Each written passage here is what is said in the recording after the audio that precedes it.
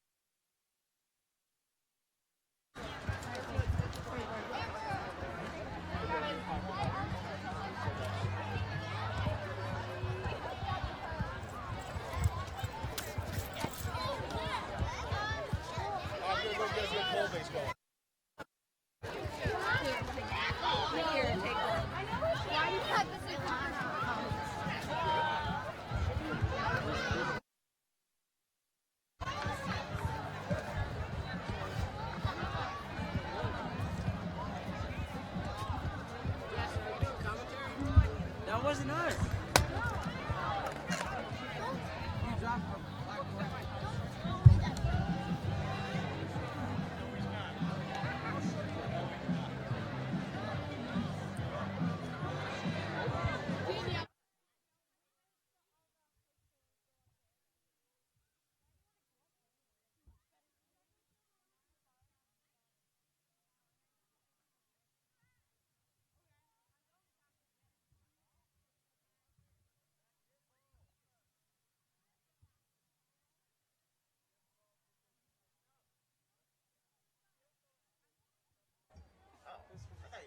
I initially thought taking volunteers to sing the national anthem.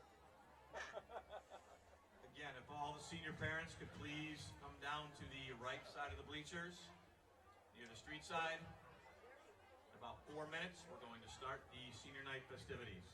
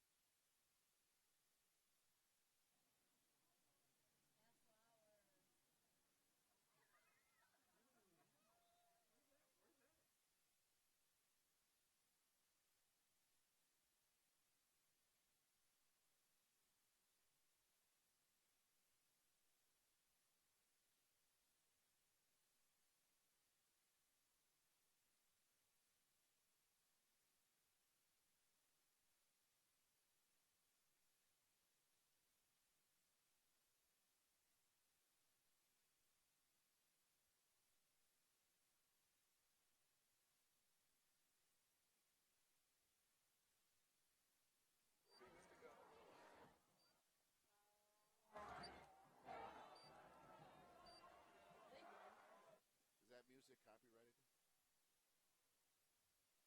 Because you can't play copyrighted music.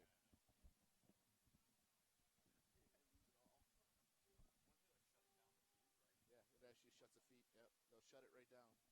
Start using copyrighted audio. Huh? I just mute it down. Yeah. Put a pair of headsets on you and let you talk. Yeah. Here. No, when you start talking on there, that way I have that. Yeah, because you're gonna make announcements, right? Yeah, that's all I want. You and I will do this together. Here we are, live.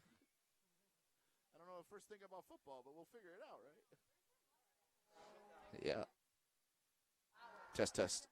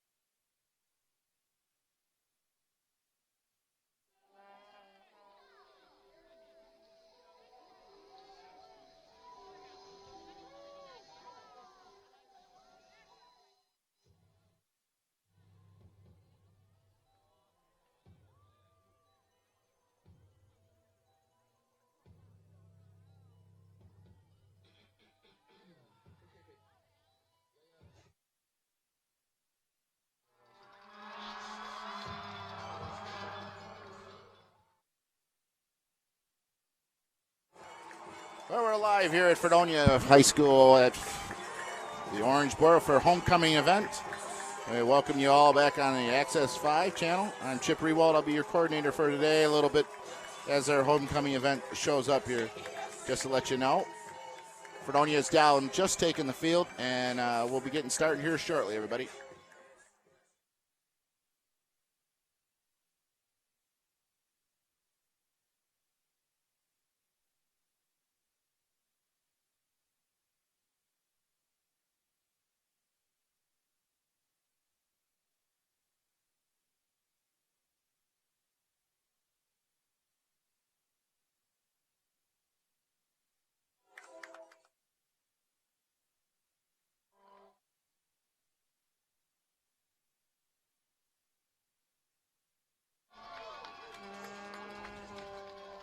Good evening, ladies and gentlemen. Welcome to the Orange Bowl. We would like to take a minute and welcome our seniors and our senior parents and honor them.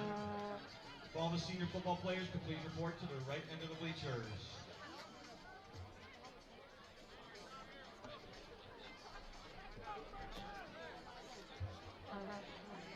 We're going to start with our senior cheerleaders.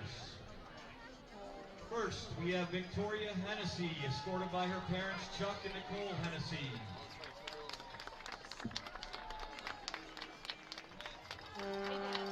Tori plans on attending college to study computer science while cheering at the next level. Thank you, Tori.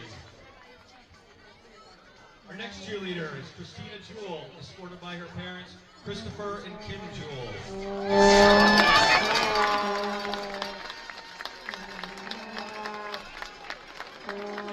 She is planning to attend college in preparation of opening her own dance studio. Thank you, Christina. Our third senior cheerleader, Haley Miller, escorted by her parents, Jim and Shirlene Miller.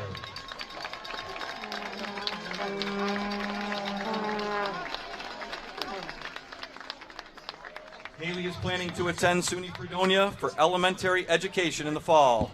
Thank you, Haley. Our fourth senior is Valerie Naska, escorted by her parents, Tony and Lisa Naska.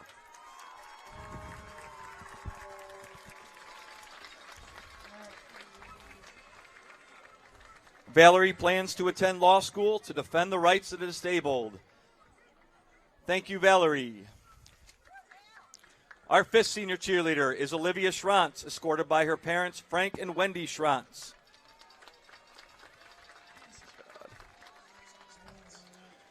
She plans on attending college to study dental hygiene. Our next senior cheerleader is Maya Vecchio, escorted by her parents, Eugene and Lisa Vecchio. Maya is undecided about her college plans, but she plans to study sports medicine or exercise science.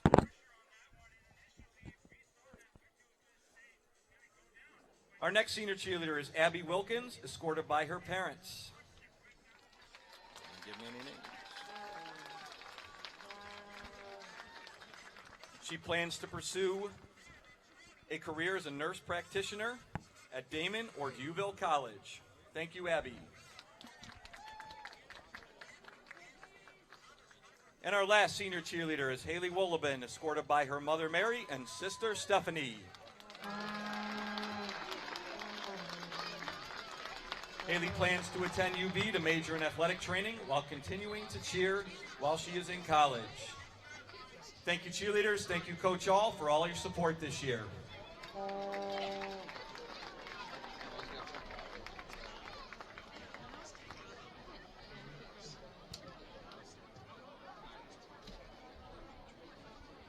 Now Fredonia High School is proud to present and honor our senior varsity football players and their families this evening. Please join us in congratulating them and wishing them the best of luck in their future endeavors.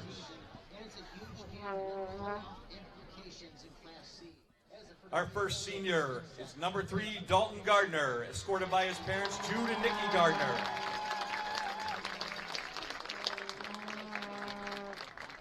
His favorite football memory is Coach Sherlock yelling at him for having a sideline snowball fight during his brother's championship game. Dalton plans on entering the military and then joining the workforce. Our next senior, number 8, Anthony Gullo, joined by his father, Vince Gullo, and his sisters, Allie and Corey.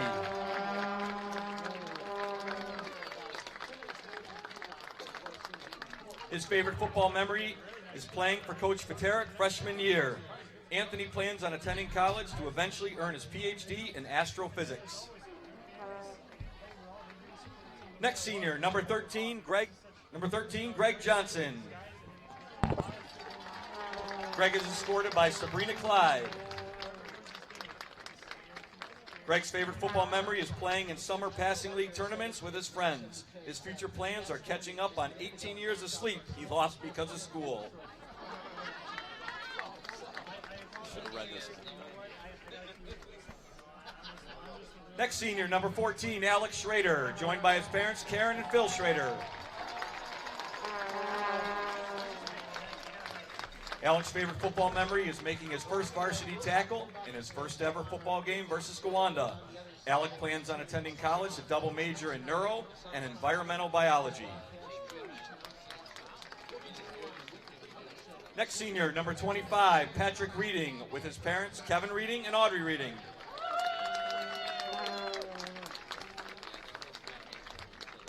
Patrick's favorite football memory is coming back to football his senior year of high school and once again playing with everyone he grew up with in midget league football. His plans on entering the workforce after high school next year. Next senior, number 32, Zach Dawley, escorted by his mother and stepfather, Kathy and Daryl Rock.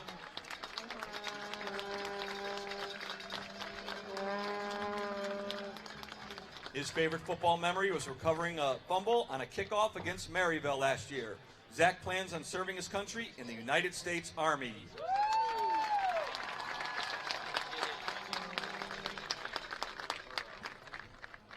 Next, number 34, Colton Coosdale, joined by his parents, Mike and Heather Coosdale.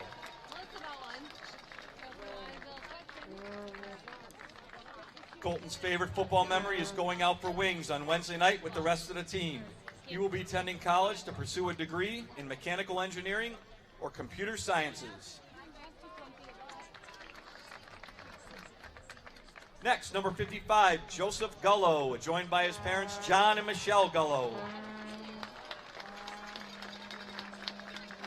His favorite football memory is limping back to the huddle to get in one more play in a midget league championship game, only to find out he had broken his foot. Also getting to play football with some of his best friends from the time he was 9 years old. Joseph will be attending college to study aerospace and mechanical engineering.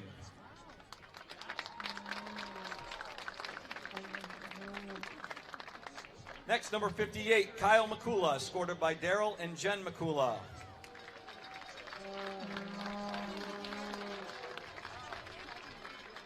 Kyle's favorite football memory is the Chautauqua Lake game. He plans on attending college to become a police officer.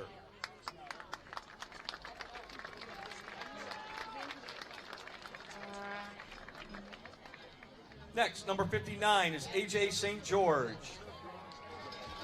AJ is joined by his parents, Pam and Paul St. George.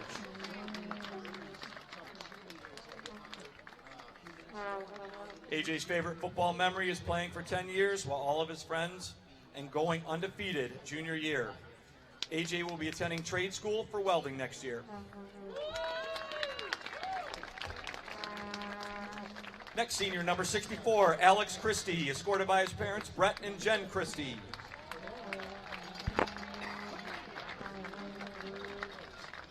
His favorite football memory is playing for 10 years with all of his friends and going undefeated last year. His favorite football memory is beating the state-ranked Dunkirk team 15-8 his sophomore year. His plans for the future are living his best life.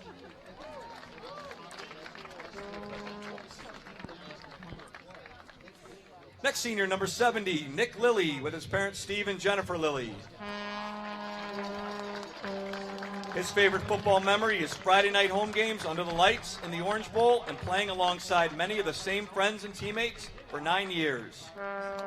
Nick plans on attending a career in technical college to study auto body collision and repair.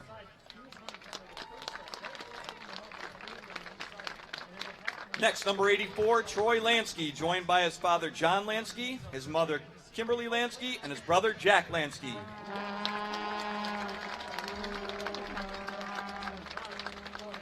His favorite football memory is catching his first touchdown from his best friend Anthony Gullo. Troy will be going to college to study criminal psychology.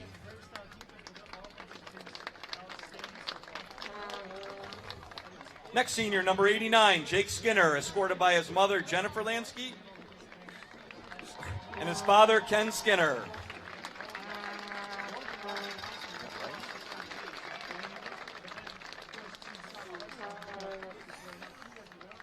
His favorite football memory is when Coach Sherlock asked him, "What's the fastest way to get from one point to another?"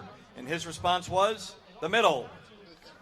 Jake plans on attending college to study sports medicine and presently has D1 college football offers from Stony Brook, Central Connecticut, Sacred Heart, Bryant, Seton Hill, and Southwest Minnesota universities.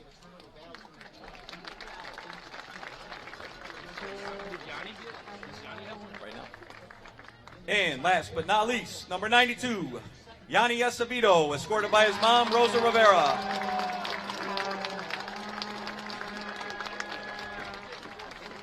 Yanni's favorite football memory was defeating Dunkirk last year on our own field when both teams were undefeated. Yanni wants to become a professional Fortnite player. Congratulations to all of our seniors and best of luck in the future. Please give them a big round of applause. He was worried because he's number 56. He thought he got skipped, so that's why.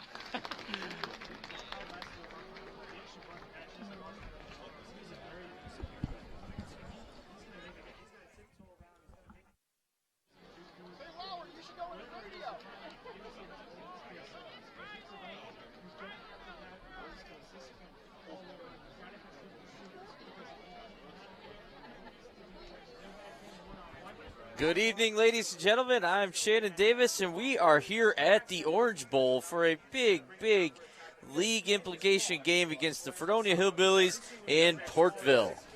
Portville and Fredonia are coming in battling for the number 2 spot in the playoffs, which would be a huge advantage. You'd get a home playoff game, and not to mention you're going to avoid playing Akron and or Wilson in the first round from the C North. So this is a big game, and not to mention it is homecoming. You just saw the senior cheerleaders and the senior football players being announced. A huge class between both the cheerleaders and the Fredonia football players. And a lot of these guys have been playing, and we've been watching them for years. So I'm anxious to see their possibly, depending on playoff implications in tonight's outcome, this could be their last game here at the Orange Bowl. So they are looking to get a victory, which would guarantee them one more home game.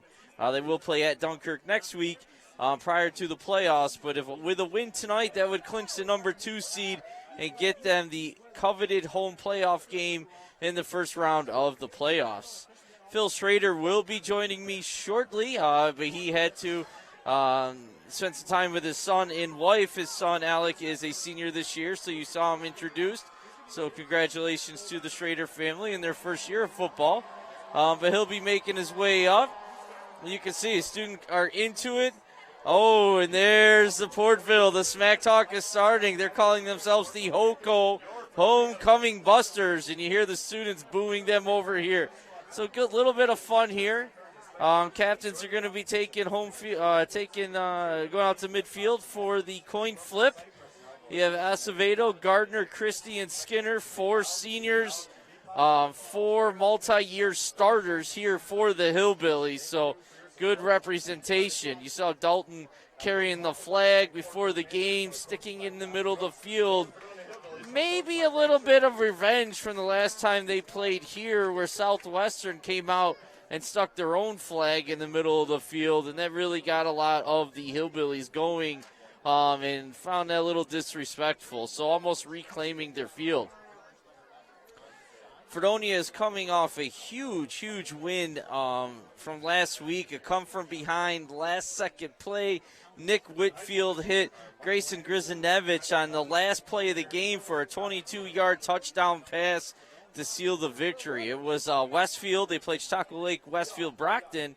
A lot of former Hillbilly / Badgers as they called themselves for a year. They used to play together, playing against each other. It was Westfield's homecoming, and we were at the game, and I'll tell you what, Chautauqua Lake Brockton Westfield came out to play and probably even outplayed the Hillbillies last week, but they were able to sneak out a victory. Phil, welcome, joining us from the field. Congratulations with your son out there. Hey, that's thank a you, special Shannon. moment.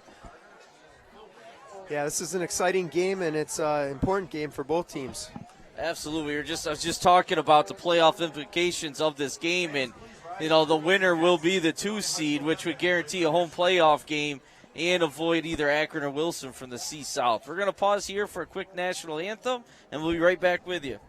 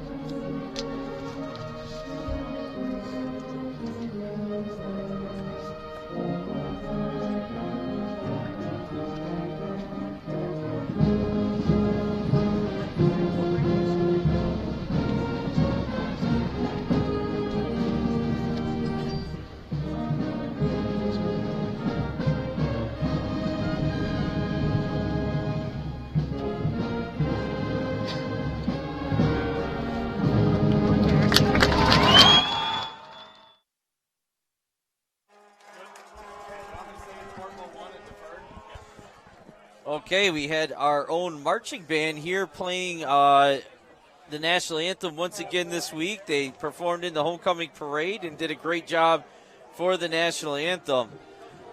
Phil, why don't you share with our spectators a little bit about what it was like for your son in senior night? Well, you know what? Just walking out to the field with him and trying to create some small talk, ask him about the game, where he's at. He was just totally focused, to be honest with you. He was just bouncing up and down and just really pumped up. So I didn't get much out of him. But that definitely sounds like a Schrader, knowing you and your 3 sons, a little competitive like we are. And it just shows how big this game really is for Fredonia, not only being homecoming, they're battling to be able to play on this field one more time, and that means the world to these boys. It's not the nicest facility, but it still means a lot to the locals by all means. And here we go. Portville will be kicking off to Fredonia. Back to return, you got Dalton Gullo, number 21, and Grayson Grzanevich, number 22. And here we go. Short kick once again. Big hot fielded by Jake Skinner. Look, there's a lot of open space here, and brings it out to about the 42-yard line. Well, Hillbillies have great field position to start the game. Yeah, I can't argue about kicking the ball to Jake Skinner. I mean, that's a guy you want to have the ball. Yeah, no doubt. And I'm sure we're going to see a lot of Jake Skinner tonight without again, this is not a must win, but if you really want the season to go the way you want it to go, it's a must win for the Hillbillies. They're 2-2, not where they expected to be at the beginning of the season, but they had a chance to clinch the number 2 seed tonight, and that's a big opportunity. Coming out in a power I formation, deep back is Dalton Gullo, and he does get the ball. Nice hole over the right side, breaks 2 tackles, and gets a Hillbilly first down. So that's a good start and a great job by the right side of the offensive line there. Real nice run by Dom. He got held up just past the line of scrimmage, but did a little move and turned around and got a few more yards for a first down. Yeah, and already into Portville territory here early. And the Fredonia offense has been, inconsistent definitely throughout the year. They have not been able to get it going. So it'd be a great start for the Hillbillies to score on this opening drive. And one play, 12 yards for 10 yards and a first down is a nice start. Back in the power I, Whitfield under center. Oh, and there's a pre-snap flag here. Let's see what that's going to be. And Oh, it must have been lined up in the neutral zone by the offense this time. And that's a 5-yard penalty. And, Phil, that's been a huge problem that the Fredonia offense has had all year. They beat themselves often and, silly penalties, silly mistakes, and it's hard to play against the chains. And here they are, 1st and 15 back in their own territory right around the 47-yard line. Yeah, that's an easily avoidable penalty, and just these guys need to come out and be more focused right off the bat. Without doubt. All right, so we'll see if they stay in that power I. It looks like they are going to. You got Gardner, Skinner, and Gullo. Quite the combination in the backfield. Whitfield under center. This time is to Skinner, cuts it up, leaps over and gains about 4, which would be a great first down when it's 1st and 10. But now it's still going to be 2nd and 11 after the penalty. Skinner on the handoff. 2nd and 12. Yeah, it was a modest gain for Fredonia, 4 yards, but again, brings up 2nd and about 11 or 12. Right, without that unforced error, you're talking 2nd down and 6, and that really gives the offensive coordinator a lot of options and Coach Sherlock to make a play. Now, you want to looking to get a big chunk here to get a chance to get 1st down. Power I to the right here. Once again to Gullo off the right side, and he does a nice job. It didn't look like there was much there, but he found a hole and got a nice gain on 2nd down. Yeah, very nice run again by Dom Gullo up the right side there. So a gain of right around 5 yards, but again, I didn't think he was going to find much there, and he's able to showed some patience, followed his lead blockers of Gardner and Skinner, which are two nice guys to follow without a doubt, and gets them into a reachable 3rd down. It's about 3rd down and 6. Ball at the 43-yard line of Portville. Should be interesting to see what Fredonia comes out and does here on a 3rd and 6. Looks like, you'd be saying the power I, you think they're probably thinking 2 downs here, and they're giving a sweep to Skinner, or to Gullo outside. Turns the corner. I think he's going to be short, but they had to drop the markers. Let's see. It's not going to be short by much, maybe about a yard short here based on the spot. Looks like they're at the 39. So they're about 2 yards away, it looks like. Yeah, let's see. So in the 39, they need to get to the 38. So it's about 4th and a long 1 here.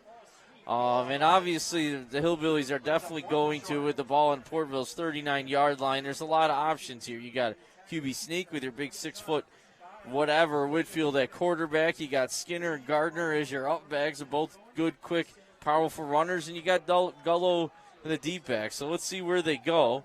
Going power I left here. Whitfield under center. Gullo the deep back. And they give it to Gullo off the left side this time, and he's not going to get it. I don't know. He doesn't even get back to the line of scrimmage. Loss of 1 on a play, and it will be a turnover on downs against the Hillbillies. Yeah.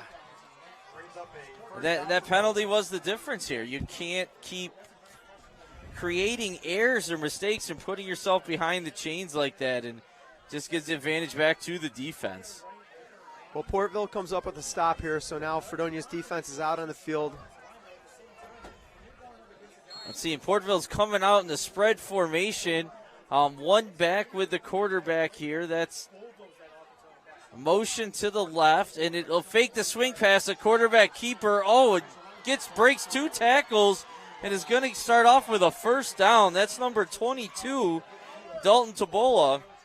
Yeah, he was tackled by Jake Helmer, number 2 for Fredonia. Nice tackle. And that was a nice run by Tabola there. Patience, waited for a block, found the hole, and cut it upfield for a nice gain on 1st down into Hillbilly territory right around the 47-yard line. Yeah, that was a nice play call by Portville on a little bit of misdirection there, and then quarterback keeper. Yeah, and Tabola's not the normal quarterback. The quarterback this time they got number 7 in there at quarterback. Tabola's out as the slot receiver. This time a handoff to the back. That's 31, and good job by the defense there. 31 is Jaden Lassiter on the carry. Yeah, he picked up about 2 or 3 on that play. Jaden Lassiter up the middle. Tackled by Nick Lilly. Senior Nick Lilly in on the tackle there. Gain of 2. Second down and 8. Ball right at the 45-yard line of the Hillbillies. And now we have our third different player taking a snap here. This time it's number 3 for Portville. So a lot of different looks here. And right back to Tabola. Ooh, that's a big hit by Gardner. They're both 31 there. Lassiter spins off it. But that was a nice big hit by Gardner and equaled that by Lassiter on the run. 3rd and 1. That's 3rd and inches. Yeah. So far 3 snaps and 3 different quarterbacks for Portville. We don't see him play a lot up here because it's a long haul to get there. So I don't know if that's a normal look for them, but this time we got number 3 in there, Hunter Griffin at quarterback. We got a lineman in the backfield as a lead blocker, and they are running right at him. Lassiter breaks 1 tackle. Is the ball loose? No, guess not. And Lassiter gets the first down here for Portville, up to about the 37. Portville brought in that real big lineman, number 76. Who's that? That is, actually he's not in our roster, 76, so I'm not sure the name on that. We have a 75 and 77. So 3, Hunter Griffin back at quarterback. Acevedo this time on the tackle, coming from the backside. Nice pursuit to get there. That's Lassiter again on the carry. Junior running back of Portville is getting majority of the carries so far, and Acevedo was there waiting for him. Good hustle down the line. Gain of 1. Portville's spreading it out. Yeah. In there, no huddle here. Coming right to the line of scrimmage, barking out. Here's another play. So, and that could hurt Fredonia long term. You know, we don't have the deepest bench, especially at the line. So let's see how that plays over time. Changing the play here. Lassiter goes from the left side to the right side of the quarterback. Fake to Lassiter this time, and Christie, Alex Christie, was all over that and met him first in the backfield. Great play. Yeah, no gain on the play, so good discipline by the end there. Alex Christie to maintain containment and come up with a big tackle by the senior Alex Christie.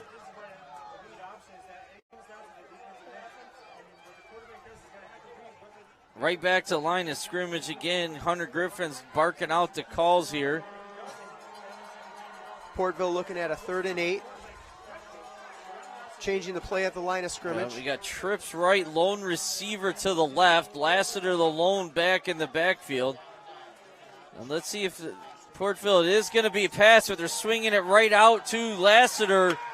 And Dalton Gullo meets him quickly, but he does get a nice gain. It's going to bring up 4th down, but 4th and short. It was 3rd and 9. He's going to get probably about 6 yards on the play, Phil, so it's 4th and, or maybe 5 yards on the play.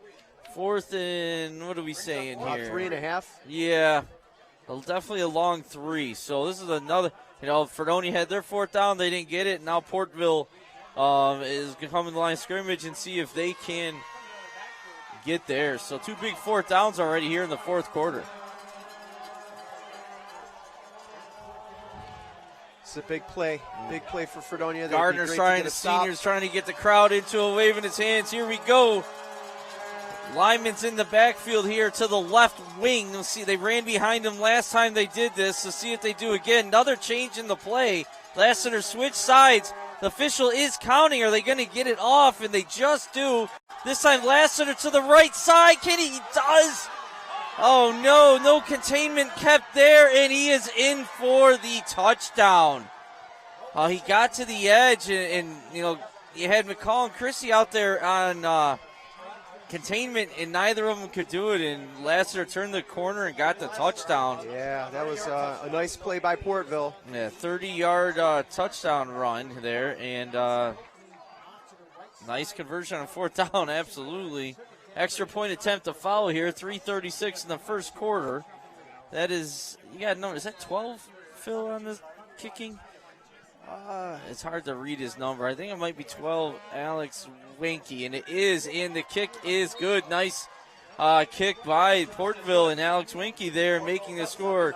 Portville 7, Fredonia nothing, 3:36 remaining in the first quarter. And not the answer Fredonia defense wanted to have there. Definitely not.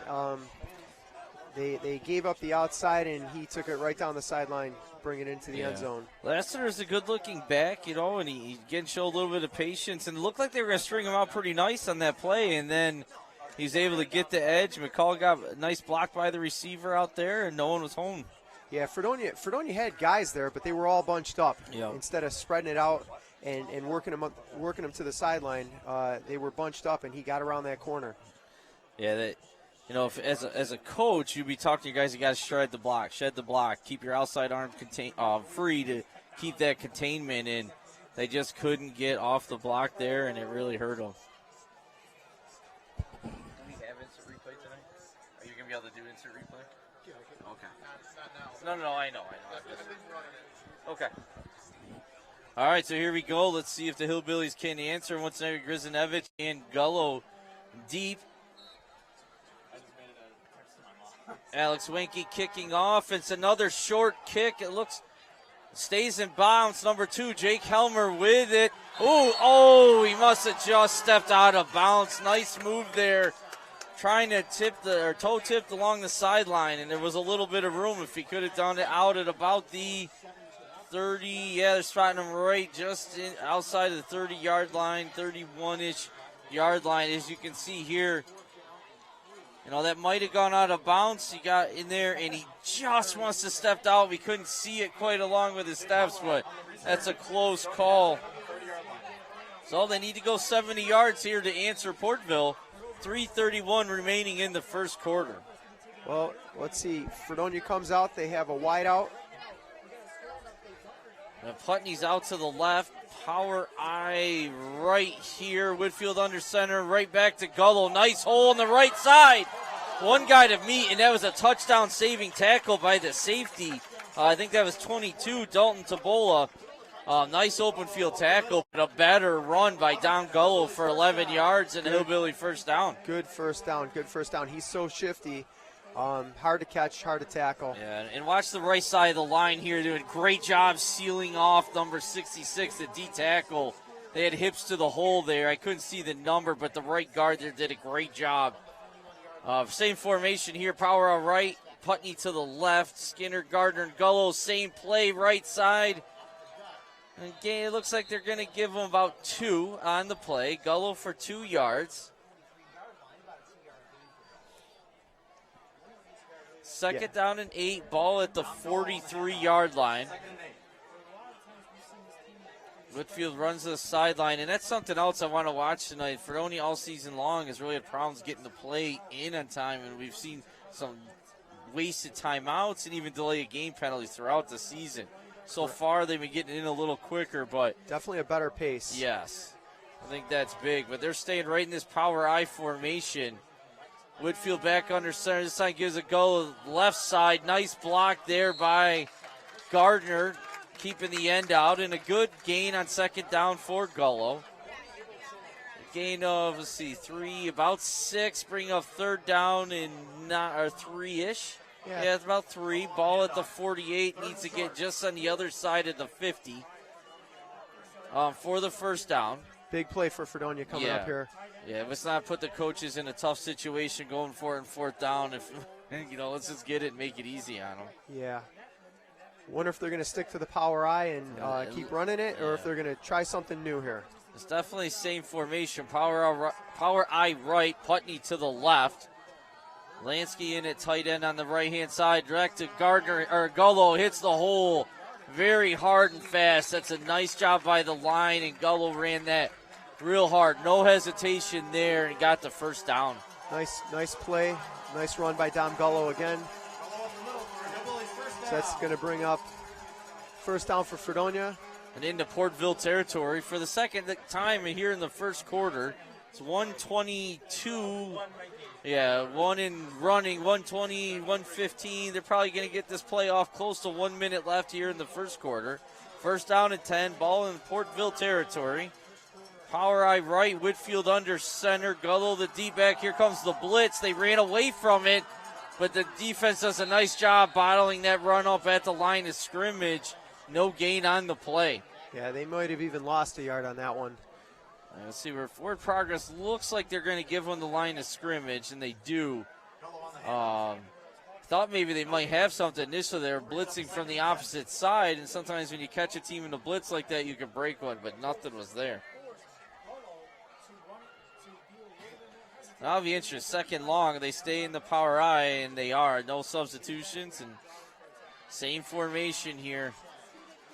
Put it on the offensive line. Go out and win us the game here so far. Whitfield back, a sweep to the outside, following Skinner and Gardner, but there is nothing there.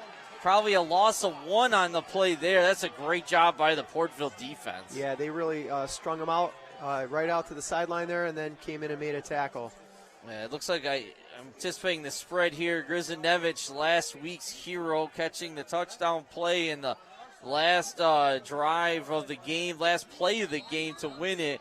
It comes on the field for the first time, and that brings us to the end of the first quarter with the score: Portville 7, Fredonia 0.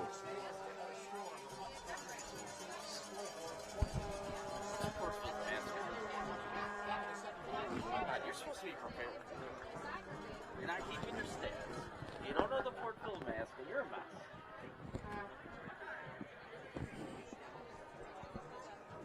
Well,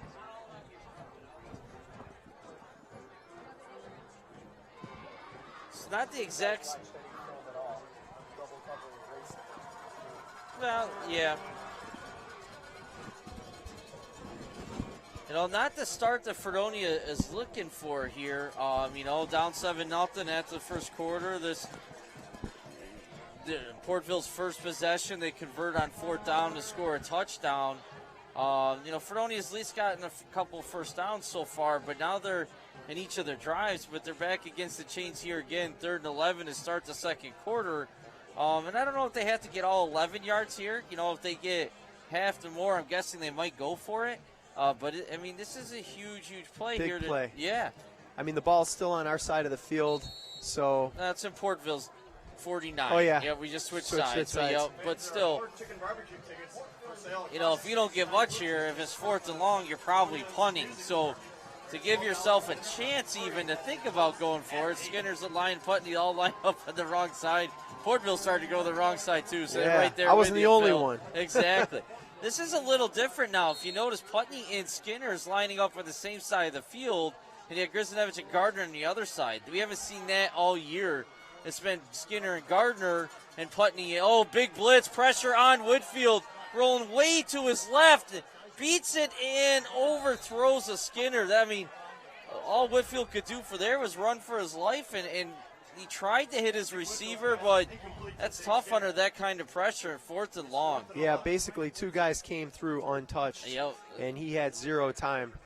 You know, and that's the first time Fredonia's lined up in the spread, and you could tell that was definitely a plan by Portville, and they probably saw a lot against Southwestern where you can get a lot of pressure on Fredonia, and they did. And here comes Christie into punt. And just like we said, if they don't get any yards here, they're going to have to punt, and that's just what we're seeing. Skinner snapping to Christie. Good snap. Back to number 20. It's a nice high punt. Lands about the 29-yard line and gets a hillbilly bounce. Real nice bounce. Yeah. Probably picked up at least 10, 12 yards on that bounce. You know, it hit at the 29 and went into the right around the 16-yard line. So that's a, what do we got, 14-yard bounce right there. So nice punt by Christie. He's done a great job all year pinning Portville back. And early, is a little pressure on defense here to come up with a big stop. A 3-and-out would be real nice for the Hillbillies here. Yes. Let's see how Portville comes out. It's a little bit of change here. You got Nick Whitfield. Last week started at safety, is playing right end this week. I don't know if that, I didn't notice that in the first series or not. Lauder, Skinner, and Gardner at the linebacker. Helmer at safety. There's Lassiter. And again, he gets to the outside. Jake Helmer with the tackle, but not for another Portville first down. And we got to do a better job at containment, or that's going to be there all day long. All day long. 12 yards, 11, 12 yards on that play for a first down. You know, the receiver, and they're picking on the left side of Fredonia's defense. The receiver did another great job blocking McCall out there. And, Alex Christie's a great football player. But they've gotten around him twice now on the outside there. The last 2 plays, really, the touchdown run and this one, both to the outside. I didn't see the hanky. I didn't either. And neither did Chip. It wasn't on our screen. But sorry. So it might be a big break for the Hillbillies. There's a holding pen, and maybe that's why they got the edge there, and able to get around. And it's going to be back. It's going to go back to the 10-yard line. It's a spot from the foul. They're marching it off from the 20. So that's going to be, let's see, that's about a 7-ish yard penalty. First down and 17 for Portville. So big break for Fredonia, and they have to capitalize here. Portville is spread out again. Running right behind the big lineman. Oh, quarterback keep it there. Nice fake, but it fooled me, but not the defense. Matty Lauder was in there first. Jake Skinner finished him off. So that's a nice job by the Fredonia defense staying home on the play. Bring up second down. No gain on the play. Ball's at the 10. Yeah, no gain on the play. Second down and 17. It was only a 7-yard penalty because it's from the spot of the foul. Back in the show, we got trips to the left here, so we haven't seen what, the pass package out of that yet. Let's see if we might see it here, and we do. Drop it back. Skinner is all over him in the end zone. He's able to escape it. Incomplete, but, man, just avoided the safety. Jake Skinner coming on the blitz right in the quarterback's face. Hunter Griffin had no chance there. I thought he had him. Let's watch the replay here. Griffin does a nice job scrambling to his right and throwing to feed a receiver to avoid the intentional grounding. Intentional grounding out of the end zone is a safety. So 3rd and 17 here. Huge down for the Hillbillies. They have to come up with a stop. And the secondary's got, hopefully, if they get around the corner and take a good angle here, should be able to tackle him short of the first down and force the punt. Trips to the left, lone receiver to the right. Lauder's showing blitz, backs off here. Looking single coverage, Devon McCall back and no, it's through his hands. Devon McCall knocks it down, but easily could have come up with a big pick there. But nice coverage and a huge defensive stand taking advantage of that penalty and forcing a big punt. They're punting out of their end zone here. Fredonia should have great field position here. Whitfield had the pressure there, as you can see, and there it is right through McCall's hands. Grisinevich was there deep as well. So nice coverage, one-on-one, and back to return. Looking to get a return here at the Portville's 35-yard line is Gullo and Grisinevich, both dangerous returners. Stay off the punter here, and let's get some nice field position, hopefully tie the game up. Back to punt, looks like number 3, Hunter Griffin, about 2 yards deep into his own end zone. High snap. Oh, it's a fake, and he's wide open. Oh, my goodness. And he gets the first down. Wow, what a gutsy call by Portville, and what great execution. Wow. They called a fake punt out of their own end zone and converted on 4th and 17, and here it is on the replay. And Fredonia was not expecting this at all. The slot receivers uncovered. Nice throw. Missed tackle there. He would have had the first anyway. And then you got Don Gullo making the touchdown saving tackle all the way out at their own, just shy of their own 42-yard line. I'm not sure if they call. Do you think they called that play, or do you just think that they saw that he was wide open? I don't think a high school punter is going to have the guts to call that on himself on his own end zone. I think they just called it, or at least told them to look there or punt it. Sometimes you have that option punt, take a look, then punt it, but that has to be a called play. Okay, trips left here. Griffin back at quarterback once again. Lassiter has got to get the ball here, and he does. Right up the middle, breaks one tackle, and is tackled for about a gain of 4. That is Christie on the tackle. But yeah, gain of 4 and first down, second down and 6. And what a punch to the gut to the Yeah. Fredonia defense here. They To did have their them job, pinned. yeah. And then just give up that play. I don't know, maybe if they saw something on film in prior games or what, but what a call by Portville coaching staff.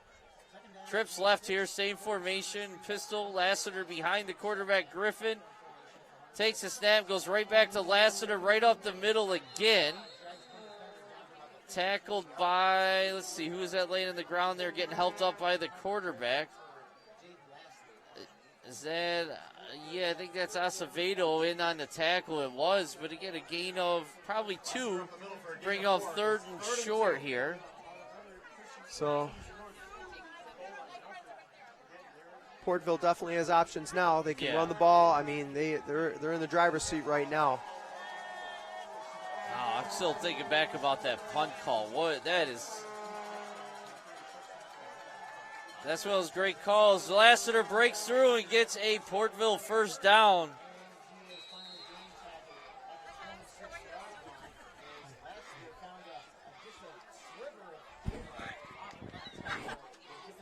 So another first down by Portville. Lassiter and the offensive line is doing a nice job creating running lanes. He's hitting them hard, breaking the first tackle more times than not, and driving deep into Fredonia territory, looking to go up a 2-touchdown lead here.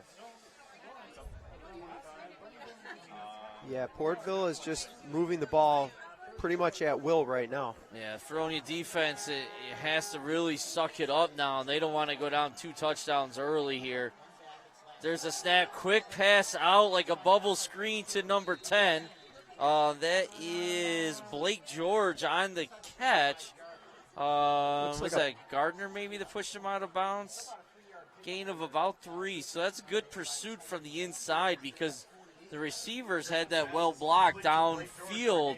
I thought there was going to be a little bit more room, so nice closing speed there.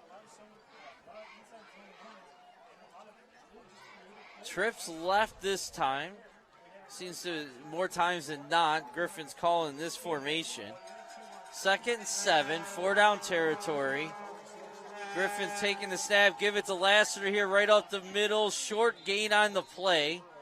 It's a nice job by the interior there at that time. Acevedo, Lilly, and then Lauder was in too, and it looks like we have a Fredonia timeout. Is it Fredonia? Yes, Fredonia timeout here on 3rd and 7. Just interesting on that. Deep coaches might have seen something they want to talk to their guys about. Might just be to give them a breather. Yeah, that too. I mean, you're right. Portville's, we talked about early, they're working fast. The defense has been on the field quite a bit now. Yeah, this is I don't know how many plays they have in this drive, but this has been going on for a while now after that fake punt out of the end zone. Yeah, absolutely. You had the penalty, and then 4 downs to get the first down, and they just got 2 or 3 more first downs after that. So, and they had been on the touchdown scoring drive. They were on the field for a while too. So, there's not a lot of depth on this roster right now, especially at the line, and it will be a factor towards the end of the game with the big men if this continues. So here we go. Trips left. You got Griffin back with Lassiter to his right.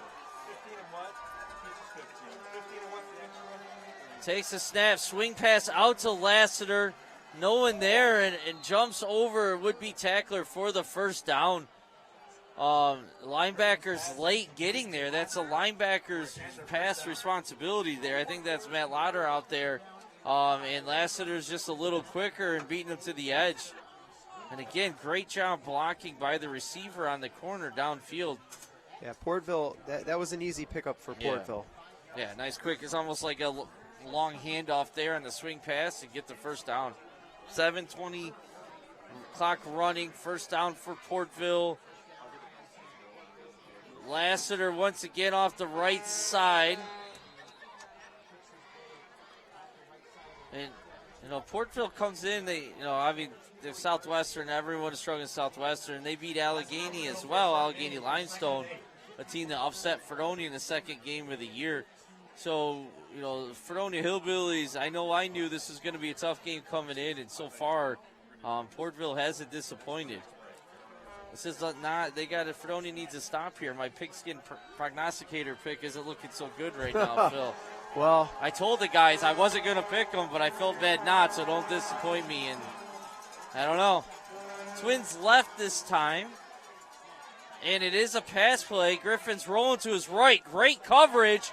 Pressure from the backside. Breaks loose. Breaks another tackle. So that's great coverage downfield. That's Dalton Gullo eventually tackled, but Griffin did a nice job there, showing some patience. He had lots of time, and it was great coverage, but he's able to gain a couple yards.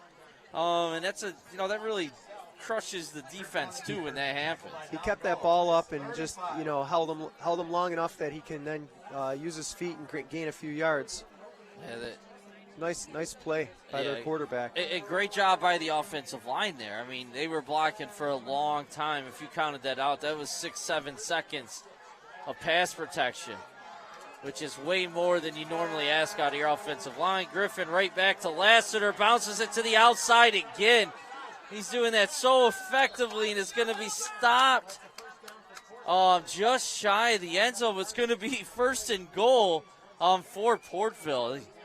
Lassiter's really sucking the defense in and then bouncing to the outside there real nice, and that's the 3rd big gain at least off the right side. Yeah, Fredonia definitely needs to correct that. They need to spread that out and work it to the sideline and faster. Yeah.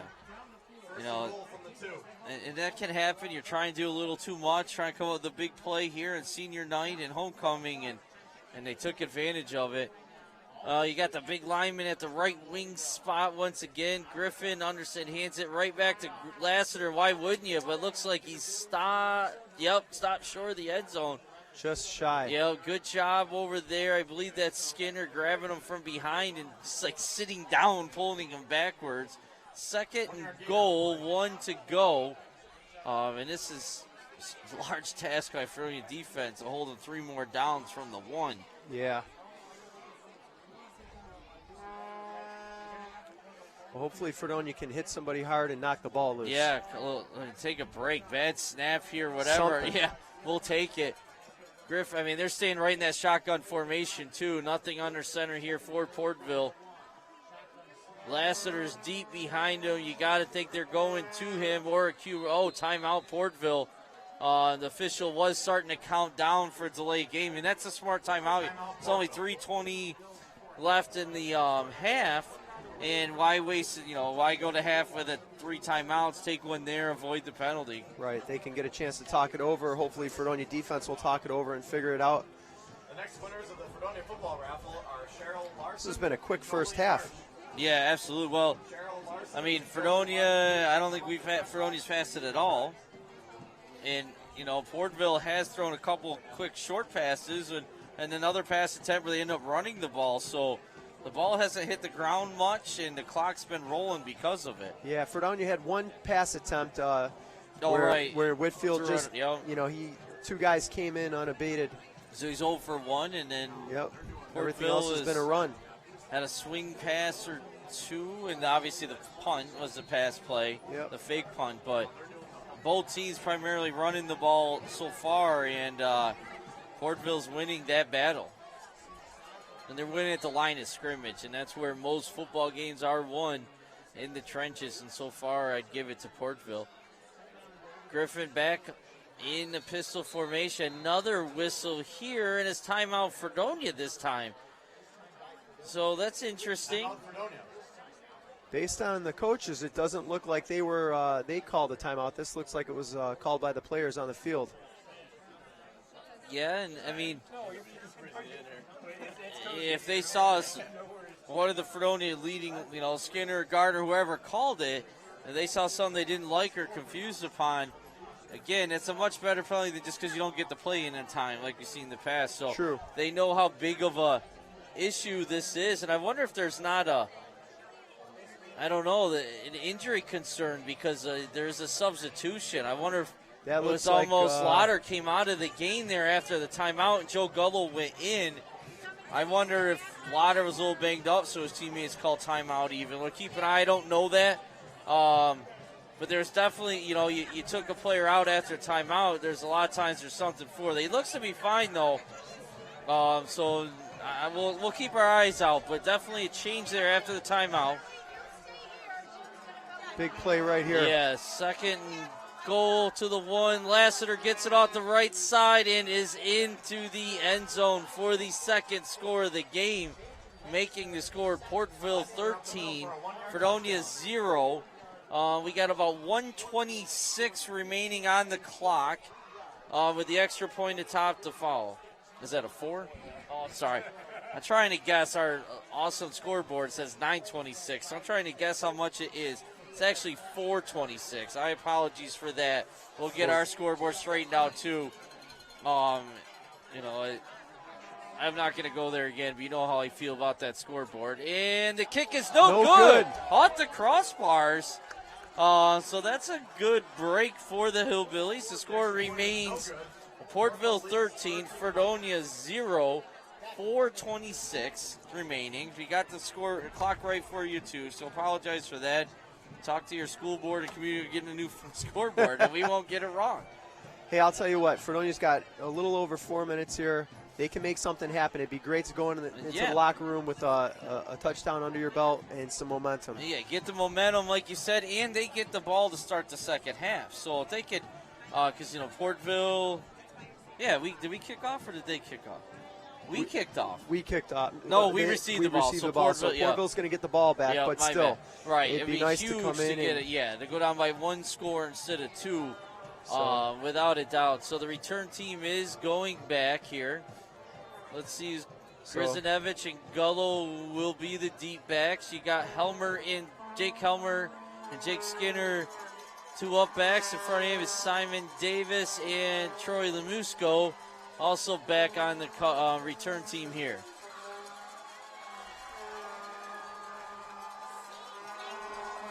All right. And you got Alex Wanky for Portville kicking off. The student section's trying to help out the team here, getting going. Noisemakers are out, flags are out. It's nice and loud here. They sense the urgency as well. And here's Alex Wenke with the kickoff. It is a short kick bouncing over Davis's head right into Helmer's arms. Nothing there. Great job on the coverage there. Yeah, they tackled him. Yeah, they were flying down the field, right. Right at the 35-yard line for the Hillbillies. So not terrible field position with a short kick, but great coverage by Portville.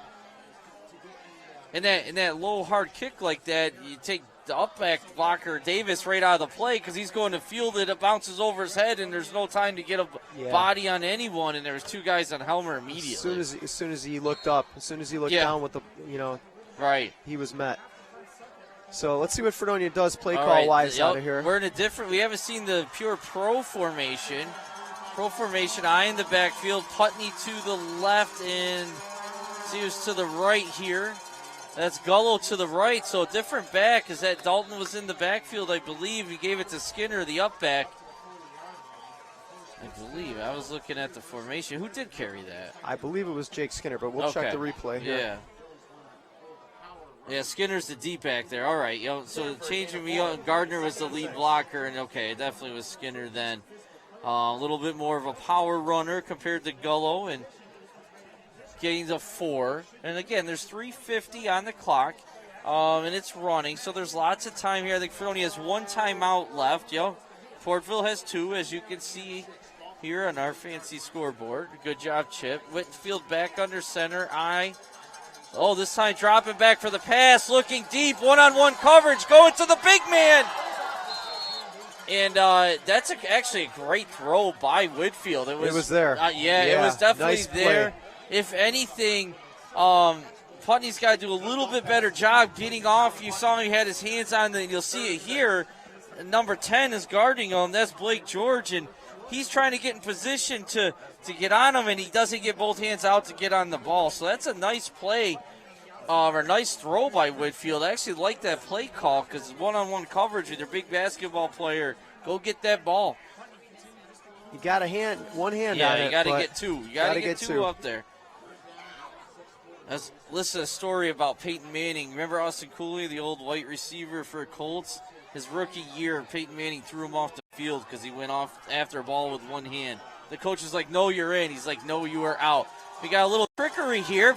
Pitch to the right from the wingman. Following Skinner, that's Dalton Gullo.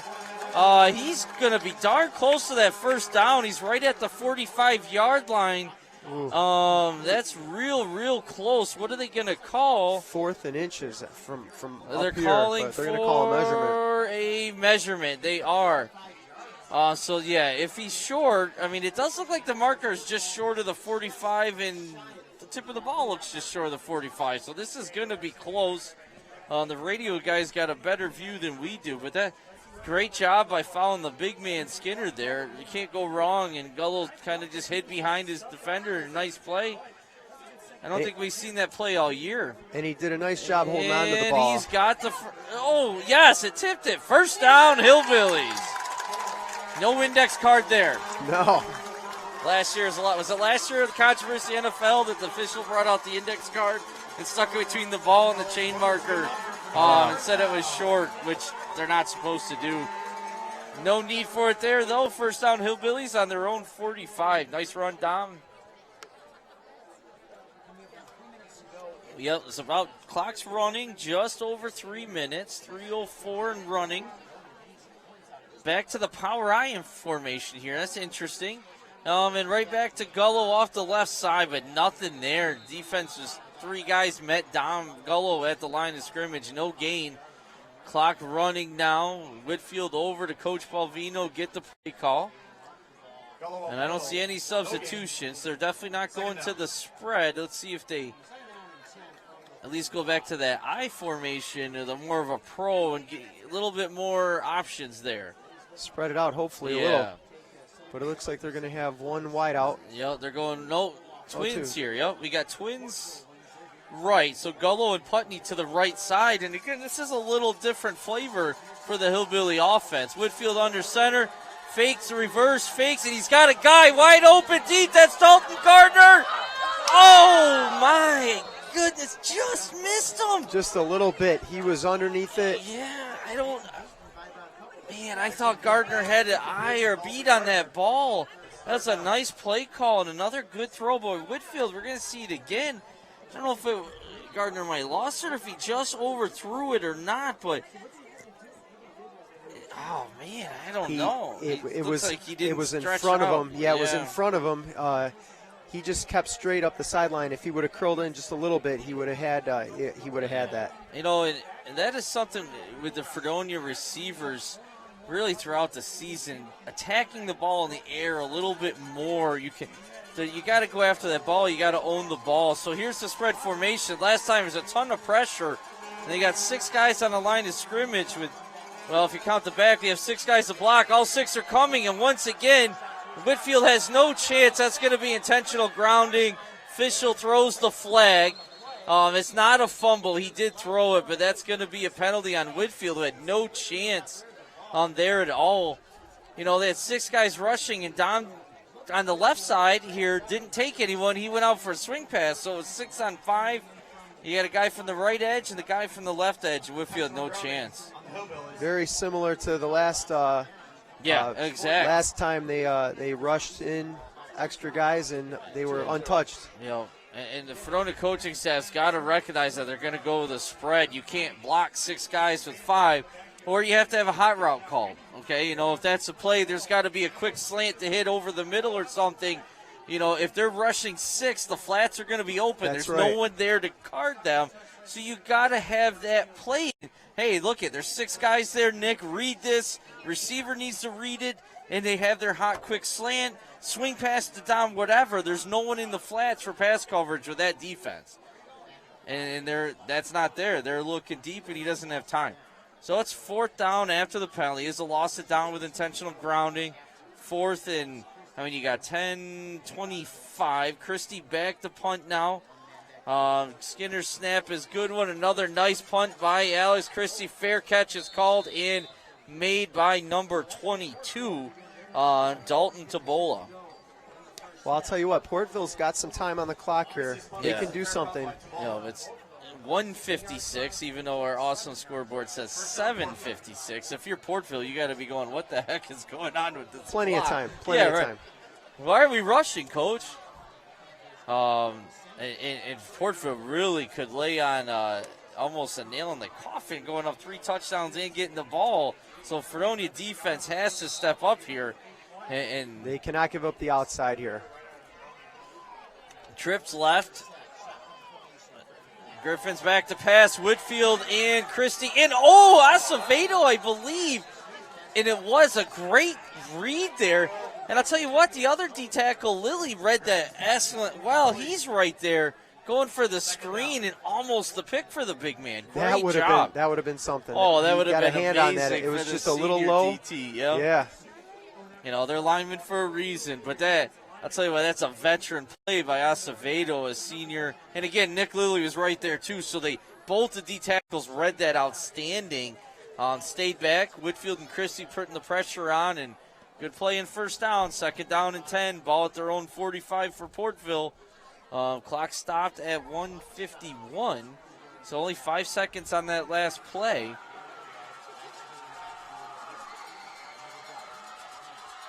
Swing pass here, and they've had a lot of success. This time, much better job by the corner. McCall getting up there, and Christie from behind. Only a gain of 5 this time, but they've had a lot of success to that right side. So McCall did a much better job getting off his block. Christie was still a little bit late, and I'll tell you that left backer, Lauder, has got to read Lassiter quicker, and he's got to get out there faster too. Right. And Lauder's coming off here, and that could be why. 3rd and 5. You would think that they don't gain any yardage here, you have to punt up 2 touchdowns, but they also threw a pass out of their own end zone 4th down. Bubble screen to the right side, and he is where I think it's a first, but I'm not sure where he stepped out of bounds. Yeah, that looks like a first down. Yep. Okay, it's going to be a first down. You know, they dropped those markers quick, and that's fine. Not sure exactly where out of bounds. So another nice design play there, and nice downfield blocking by the Portville receivers for another first down. Clock is going to stop. 1:03 remaining. Good job, Chip, on the clock. Trips left once again. Griffin in at quarterback. Lassiter is to his right. Fredonia is already down 2 touchdowns. Can't afford to go down by another one here.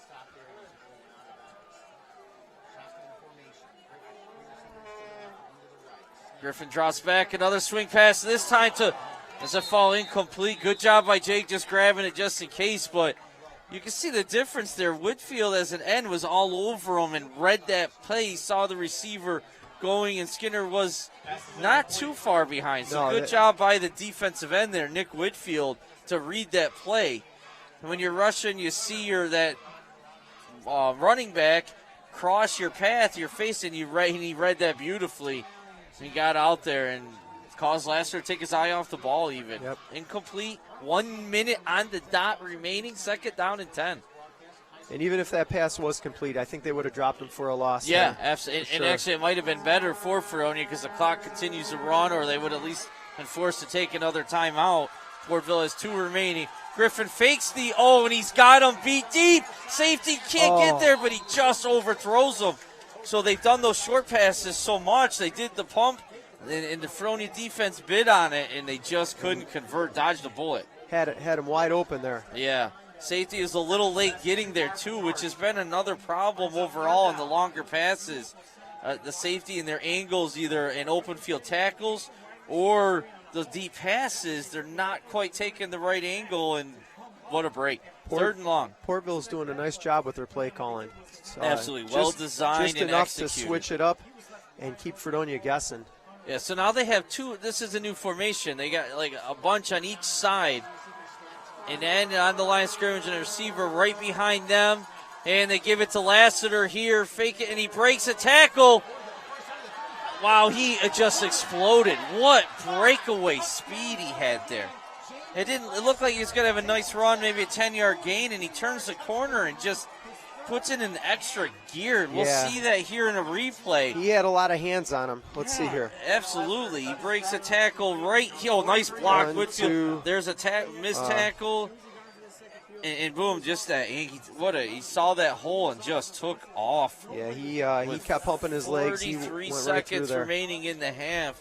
Portville goes up 19-0. Extra point attempt to follow for Wanky here.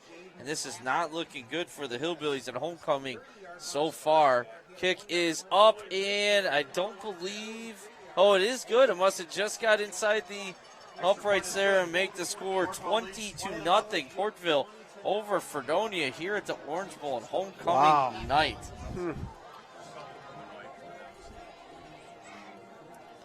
And the crowd's a little shocked. The players look a little shocked. Yeah, it's got quiet here. It definitely has. I mean, it's Besides a great the band. turnout tonight. I will say the community is here. You know, the nice parade, and the band's doing a nice job. And it's just not going Fredonia's way so far. Beautiful night for football, too. Yeah, how about the weather today? Up in high 70s, 80 degrees in October. You can't beat that. Take that. I'm wearing shorts tonight at a football game in October. I'll take it. Of course, I'm in the booth. That helps a little bit. All right. Once again, Portville's kicking off for really the fourth time this half with the 3 touchdowns in to start the half. Every one of their kicks has been kind of shorter and line to the drive. right. Yep. So either out of bounds or right, into. Well, Skinner got one, and I think the Helmer got the other one. And again, it's a short right to Helmer, right along the 24-yard line. Breaks one tackle, and there again, nice coverage right around that 35-yard line. So same as last time. Yeah, and that's how they're drawing up. That's what they expect. They're not expecting to pin them back on that kickoff, but they're also expecting no chance for a return, and that's what they got every time so far. So we have 37 seconds remaining. One timeout. What does Fredonia do here? You don't want to give up a pick 6 here, but you want to, I don't know, do you just take a knee or it's a tough call here. You know what? Fredonia's got athletes that have speed. Take so a shot if you take a slant route, you still have one timeout left. Yeah, maybe the wheel. That's kind of how they take a look at that.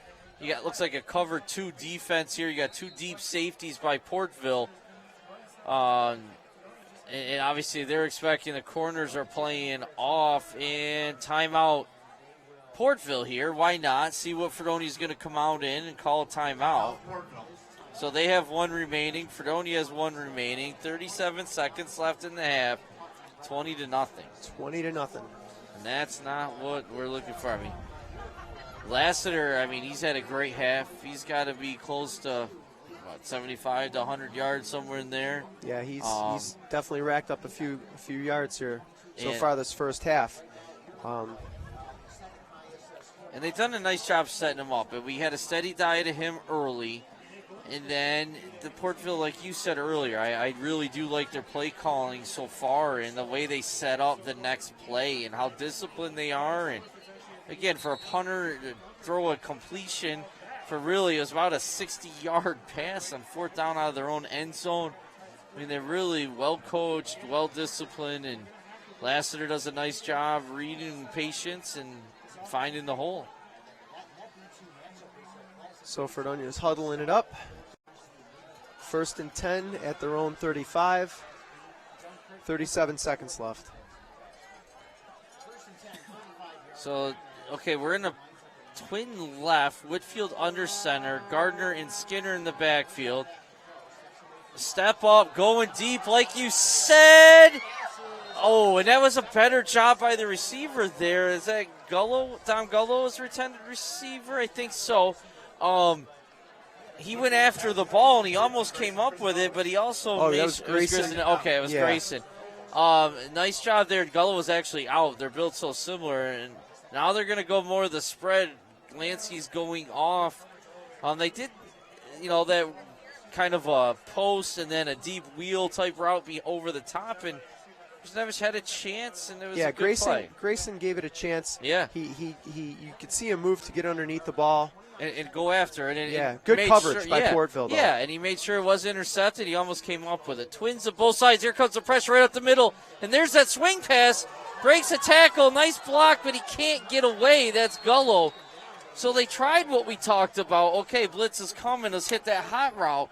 But give it credit to Portville defense. Great team speed and getting out there. Yeah, good pursuit. And they dropped them for about, a 5-6 yard loss Yeah, there. and I don't know if Fredonia is going to even try to make snap. They have a timeout they could use, but Christie made a nice block. And look at the big man hustling down there, almost coming up with Dom, and then the linebackers are right there. And that will be the end of the first half.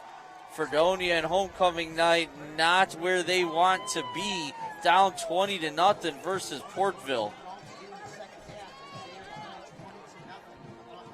Okay, and it's going to look like they are going to be doing some homecoming court here.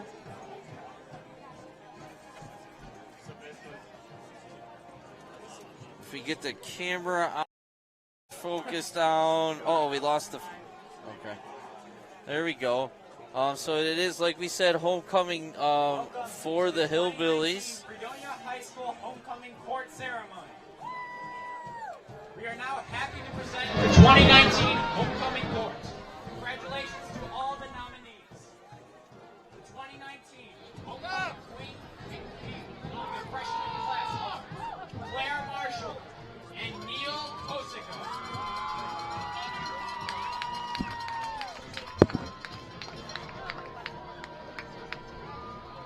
The 2019 homecoming queen and king of the sophomore class are McKenna Smith and Romel Ingram.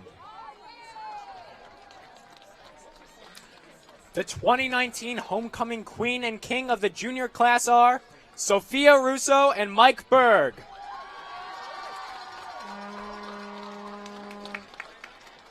We now present to you the 2019 senior class homecoming court.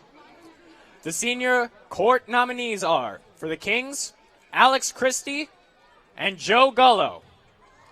For the Queens, Valerie Nasken and Amber Melly.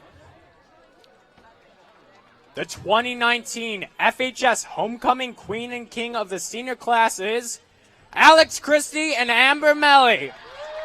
Congratulations.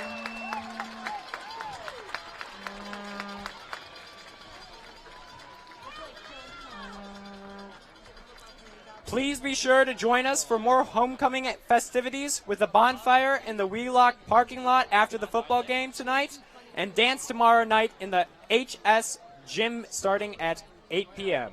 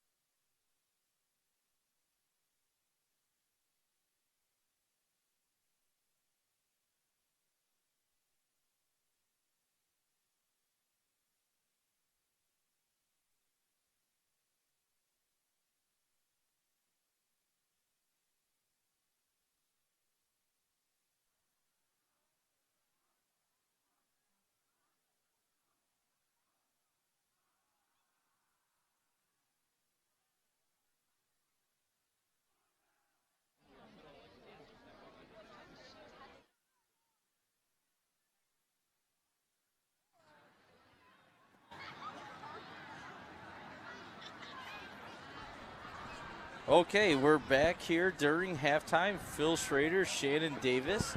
And score's not what we were hoping for. 20-0 Portville, and Portville gets the ball to start the second half. So I'm hoping Fredonia's going to come out and try to switch some things up, make some changes both on the defensive side of the ball and on the offensive side as well. Get some momentum, get some things going here, and make some halftime adjustments.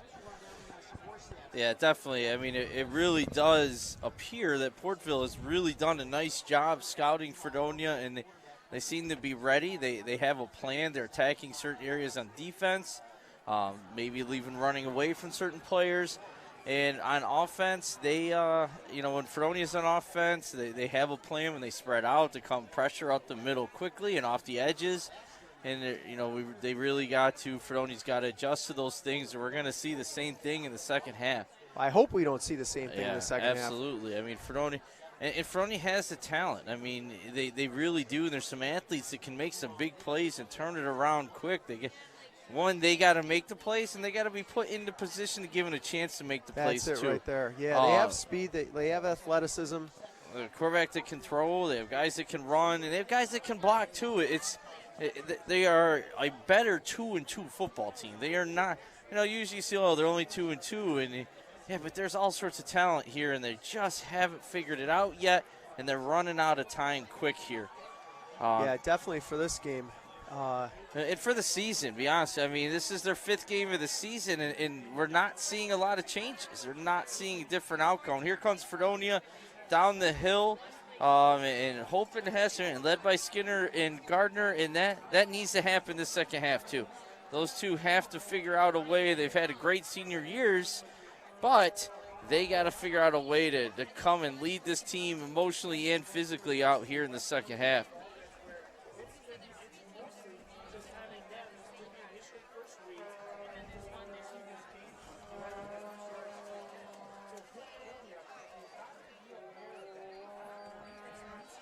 Little scoreboard report. Dunkirk is tied with Iroquois as the underdog in that game. So 22-22 at halftime. So sounds like a heck of a football game. And if you've been watching Dunkirk scores all year, they've been a defensive powerhouse. They've won games 8-0, 8-7, all year long.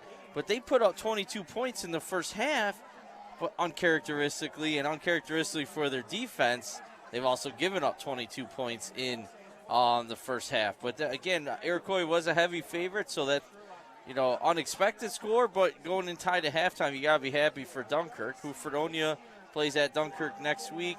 Not a league game this year, but, it's always, no matter what, to a lot of these players and really most of the community members, a bigger game than any other game all year long. For sure, definitely the game. Yeah.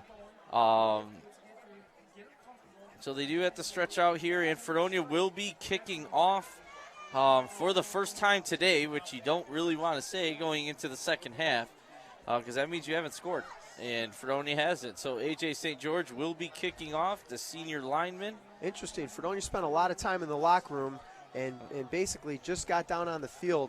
Not much of a warm-up for them for the second half. They're just getting in there and going to kick the ball off.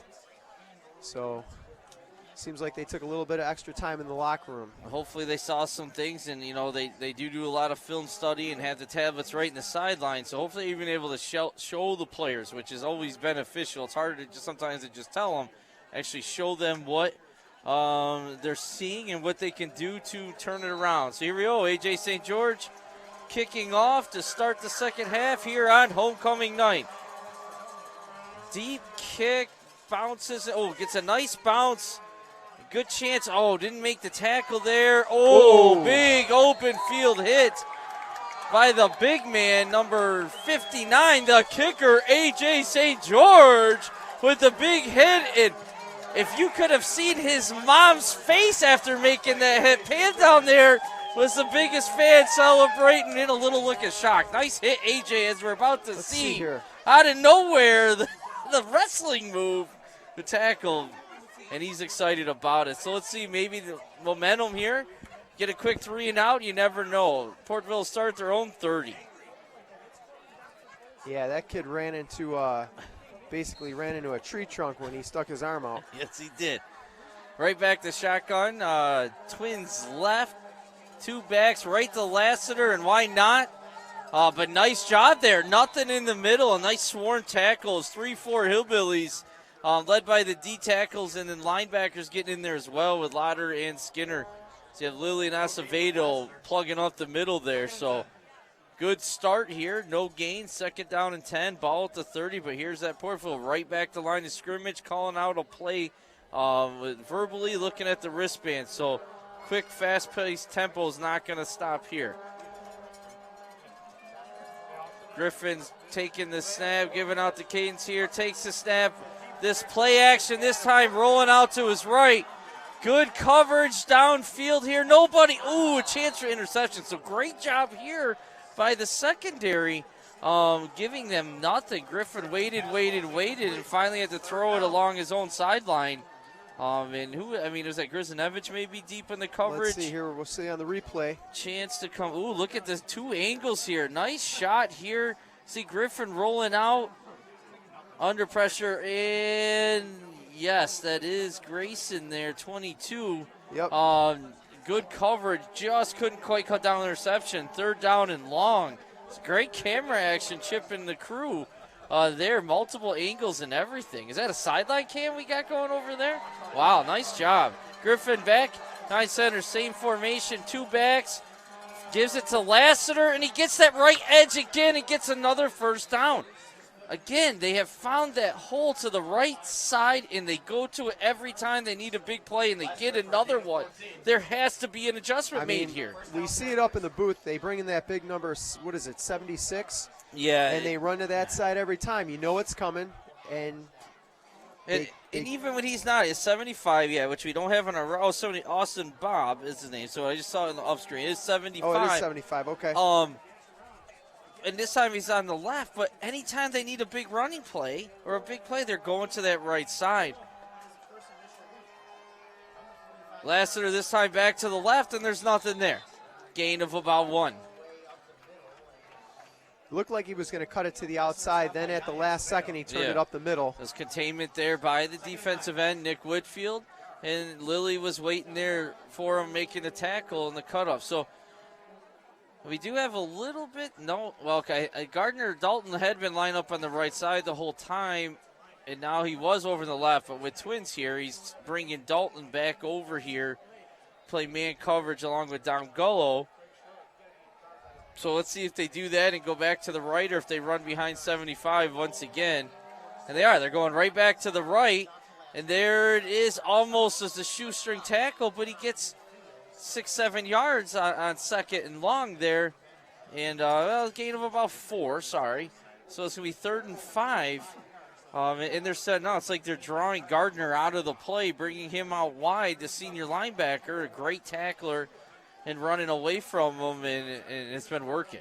Right, and good run by Portville. After initial contact, they're getting 3 more yards on the play. 3rd and 4. So let's see, Griffin gets the play call from the sidelines. I'm just checking out their pad, and they have it's not the lineman, it's an up back here, number 9 this time, off to the right side. Lassiter 2, Griffin's right. Takes a snap, goes right to Lassiter off the right side, but this time he is met immediately. Let's see, who was that? That is Skinner. And Christie did a nice job containment there, and Skinner was waiting for him on the tackle for a loss of 1 on the play. And for the first time, well, really second time tonight, Portville's punt team's on the field. But hopefully they're ready for any sort of fake this time, because they got caught big time early in the game, and it was a real game changer. And that was from the end zone. That was from 2 yards deep in his own end zone. And I guess that's advantage when you have your punter or your quarterback punting. Obviously, you can throw the ball as well. High snap, and Griffin is punting this time. Does a nice job getting it off. It's Grizinevich over there. Can he get the corner? No. Good job containing there. And the Portville special teams continue to do an excellent job on coverage. And obviously, we just talked about that big fake punt play earlier. So Good stop by Fredonia's D. It's just what they needed. Now the offense needs to do their job, Phil. Yeah, it was a nice hang time on that punt. Gave Portville a chance to get down the field and cover the punt. Right. And Grzanowicz really had nowhere to go. It was 3-4 guys there. He tried to cut it off. And again, you see our sideline angle here and the camera. It's a real nice view. It's nice to have a couple different views for our spectators out there. Yeah, this is really doing Chip pretty and good for high school football. Who's on the cameras tonight, Chip? We have Hannah Rewell and Jackson Hickey's down on the sidelines now. So here it is, handoff up the middle to Skinner. A gain of 2? Maybe 2 or 3. Yeah.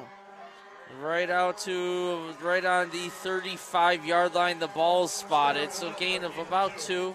Second down and 8. Well, Fredonia's down by 3 scores. Yeah, at some point they're going to need to try and make some bigger gains. Yeah. Try, do something different besides a run play up the middle and first. Try to catch the defense off guard. Be less predictable as an offense. Because really it's been one of the weaknesses all year. Whitfield back under center to Skinner. Big hole in the left-hand side. And he's going to have a first down. That's a great job by the offensive line there. And Skinner took advantage of that. Wait a minute, was that? Yeah, that was Skinner. Who was down? He was down there blocking.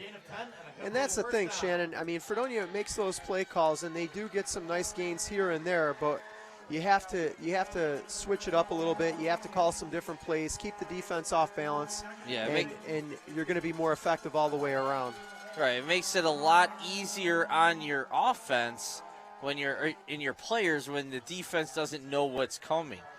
Sets them up for success here. Whitfield back under center, pro formation to the up back Gardner. Nothing there. Once again, it's another dive run up the middle on first down, and Portville's defense is all over it. Did he get back to, got no gain, did get back to line of scrimmage.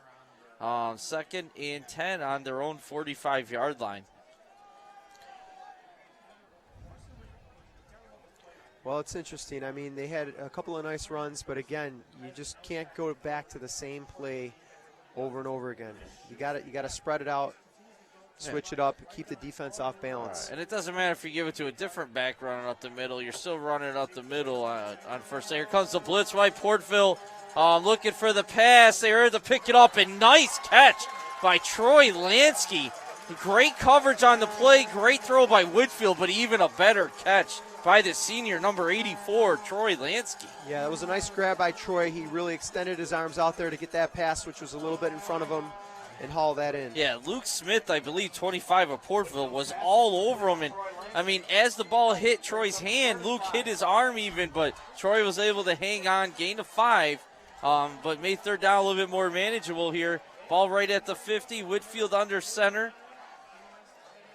Back to Skinner, bounces it to the outside, dances though, and the linebacker there, or either that or a safety blitzing, 22, was able to make the ankle tackle, no gain on the play.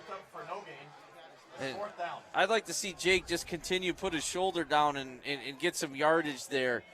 He's bigger, and he just go after it, and Fredonia's going for it here, Whitfield staying on the field, so huge play in this game.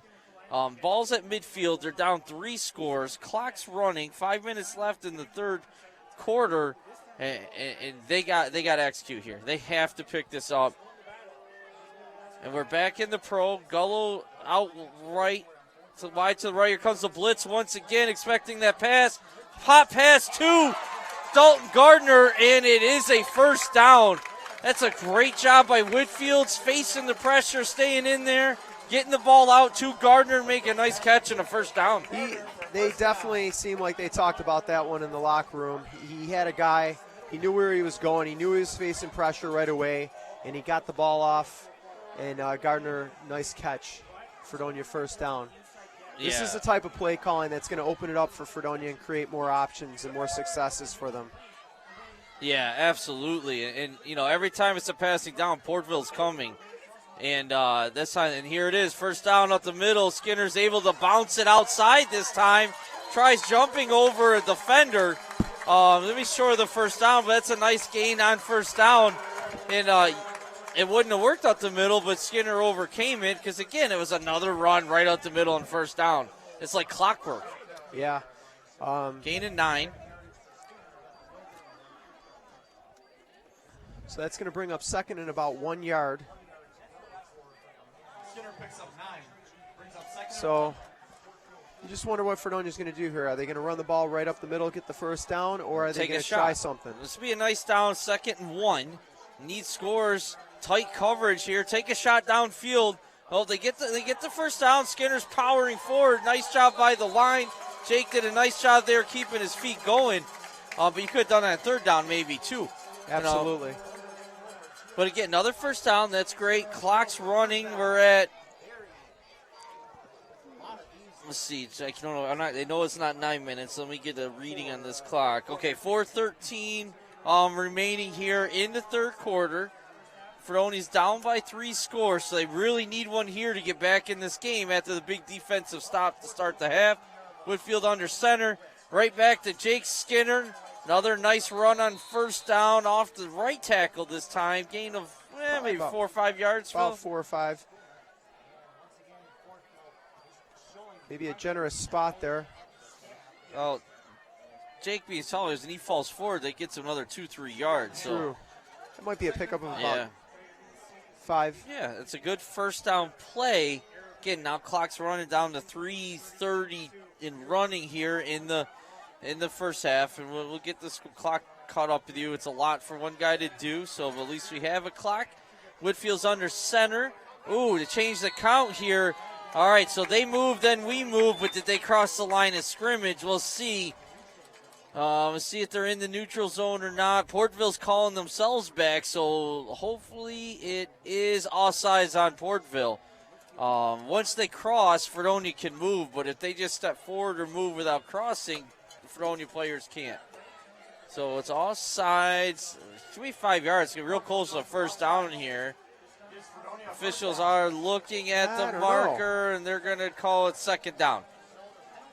So he must have been just shy of 5 yards on the first down. And what, as Greg would always say, is not an exact science at all out there.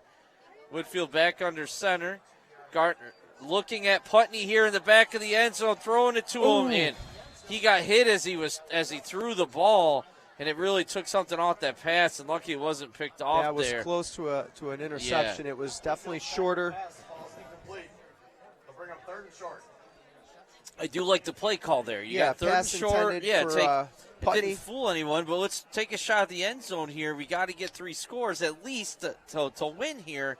But the pressure once again was there and hit Whitfield as he was throwing it and just couldn't get anything on the ball. So 3rd and inches though. Still 2 downs to get a first down. So nothing lost by that incomplete pass. Clock stopped. Whitfield back under center. And once again, and it's a nice adjustment too. You had Portville teeing off. Change the snap count. Who would have thought of that? And it's worked twice here on this drive. First down, Fredonia. Well, Fredonia needs every advantage working in their favor right here the second half. And that's another 5 yards they just gained first down. And no, the clock should not be running. There was an incomplete pass on the last play. So the officials the official called for running clock, but it wasn't a running clock before that offsides. So that's a mistake here when clock time is so important by the officials. You don't start, if the clock was running before that penalty, of course you restart it, but not in that situation. Oh, little mistake here. Gardner is throwing it to, again, Gardner and Whitfield collided, and it messed up the timing here, looking for Putney to the right side now. Incomplete. Clock stops. So that mistake by the official cost Fredonia about 15 seconds there. Yep, and in a game where you need every second, that all adds up. It matters. Hopefully it becomes an issue at the end of the game because that means Fredonia's back in it by the end of the 4th quarter. Sure. But so we have 2nd down and 10. Ball's at the 13-yard line. Yeah, about the 13. Threatening to gain their first score. The best field position or deepest they've been into territory. Handoff to Skinner, and Portville was coming hard on that play once again, and Skinner kind of split him. I thought he might break through there. But it's going to bring up 3rd down right now. So it's third and 5. Is it third and okay? It was goal. Must be after the penalty. So because the yard markers they confused me because they're supposed to lay him down and they're staying there holding them. So it is third and goal, 5 yards to go. Sorry about that. Whitfield back under center, gives it to Skinner out the right side, and he is into the end zone for the first touchdown here tonight on homecoming night for Fredonia, making the score. Fredonia 6, Portville 20. The extra point attempt to follow. 2:02 remaining in the third quarter. Well, that gets a little bit of life out of life into the crowd over here. Absolutely. The noisemakers are going. The confetti was shot up in the air. We got trips right here, going for 2 like Fredonia always does. Whitfield rose to his right, throws a pop pass. Oh, great coverage here. Trying to hit Skinner. Pass falls incomplete. A little jawing between Skinner and that's 22, Dalton Tabola, and his answer was scoreboard as he pointed up, and he's right. But again, we've seen that play in 2-point conversion how many times this year? It's like, and they were ready for it. Yeah, they knew. Other teams scout too. Well, hopefully Fredonia can make something happen here on the kickoff. Maybe force a fumble. Yeah, they definitely need another quick stop to give themselves, they get a stop and score again. They're right back into the game. So that was a great defensive effort, and the offense answered exactly how you wanted to start this half, without a doubt.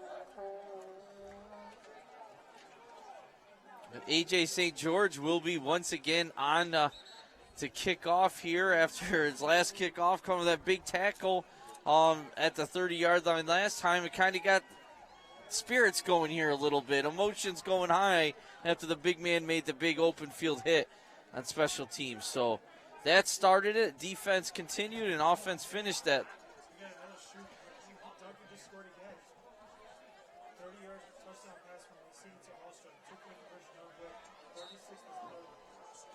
So just got a score update from Dunkirk, 36-30. AJ with it, almost a short onside kick. They got a shot at it here, and I think they recovered it by Fredonia. Let's see if he was in bounds or not. That's a great hustle by Troy Lansky. What a play. What a play. And the people at sidelines going nuts, as well deserved. That's a nice hustle by the senior Troy Lansky there, not only recovering it, but staying in bounds, because if any part of his body's out of bounds, it's Portville's ball. Here we see it right there, and he fielded that as clean as a whistle right there. Great job. Great kick by AJ, too. So there's a gutsy call, if that was called. And now Fredonia has the ball at Portville's 34. You get a quick strike here, we got a whole new game, Phil. It's a whole new ball game. But they got to convert. They got to execute here. It means nothing if they don't get the touchdown. Whitfield back under center, pro right formation. Right back to Jake Gardner is lifted us feet up in the air there. Portville is a hard-hitting physical team, and they're not afraid of the big man at all. No, they're going right after him, and maybe a gain of 2.5. Yeah, maybe yep. 2. 2.5, yeah, probably. Because it was they were just inside the 35. Now he's on the 32. So second down and 8. Clock's running. We got 1:30 and running on the clock over there. Whitfield back under center, still pro right. Once again, we got get going. Jake breaks one tackle, can't break another. No, Jake lost the ball, but he was down trying to reach ahead, and when he hit the ground, the ball came out.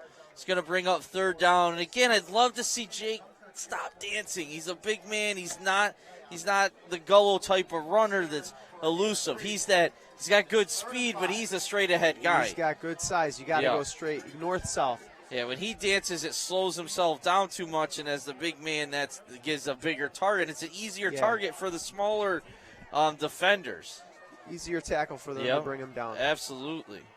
Okay, pro right here, same formation. Whitfield under center, Skinner the deep back. Oh, almost a fumble. It was almost thrown back to him. Messed up the timing on that play.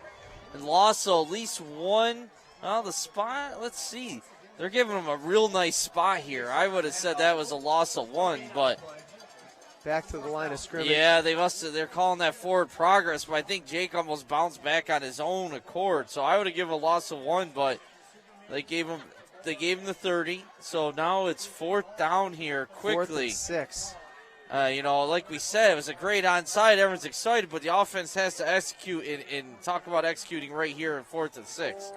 Last time they hit Gardner on a quick out on this type of play, and what do we have? End of the 3rd quarter. So wow. That's kind of nice. It gives Fredonia a little bit more time to talk about this huge play, biggest play of the game so far, really. Yeah, Fredonia can get a first down here and just keep the ball moving. They're going to give themselves a chance. I mean, time is going to be a factor now. 12 minutes on the clock. Yeah. So they need a score, a stop, and get another possession score. of the ball. Yeah, and they're going to have to convert a couple 2-point conversions now, too, because they didn't last time. So, they go for 2 every time. So if they are able to score here, they got to convert that 2-point conversion, too. But let's worry about 4th and 6 first. But you got to think long. You got to think 12 minutes, too. Yeah, got to get 6. Got to get 6 first. Yep.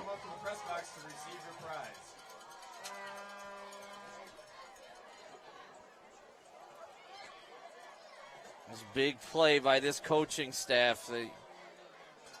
Portville's going to be coming, too. They've done it every time, and any, must get any longer downs. They have come hard, and the Fredonia offensive line has got to be prepared for it.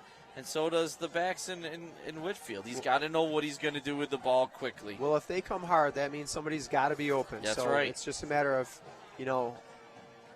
learning from those past couple of plays that they got stopped on and picking up that open guy quickly and getting him the ball.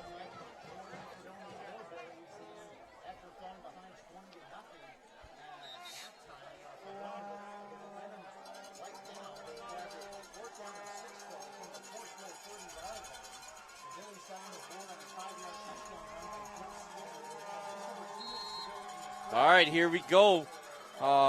It's hard to say this is the ball game, but if they don't get it here, it's going to make it real tough for Fredonia to get 2 more stops and 2 more scores with 12 minutes to go. So they really need to pick this up. Whitfield under center. Here comes that pressure we talked about. Nice job picking up. He gets away from the pressure there, picks up a block. He's got to get rid of it, though, and he's going to be stopped short of the first down, and it'll be a turnover. 5 yards, yeah. I mean, it looked like he ran, but he was so far back with that pressure out the middle, just had no chance. And that'll, what a heartbreaker after getting the onside kick and not even get 1 first down. That's just,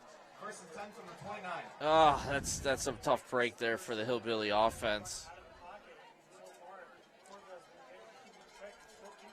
So now the defense has to have a stop, and they got to have it quick here to get the ball back in the, or hey, how about a pick 6 or a scoop and score? That'd be even better. Yeah, no doubt.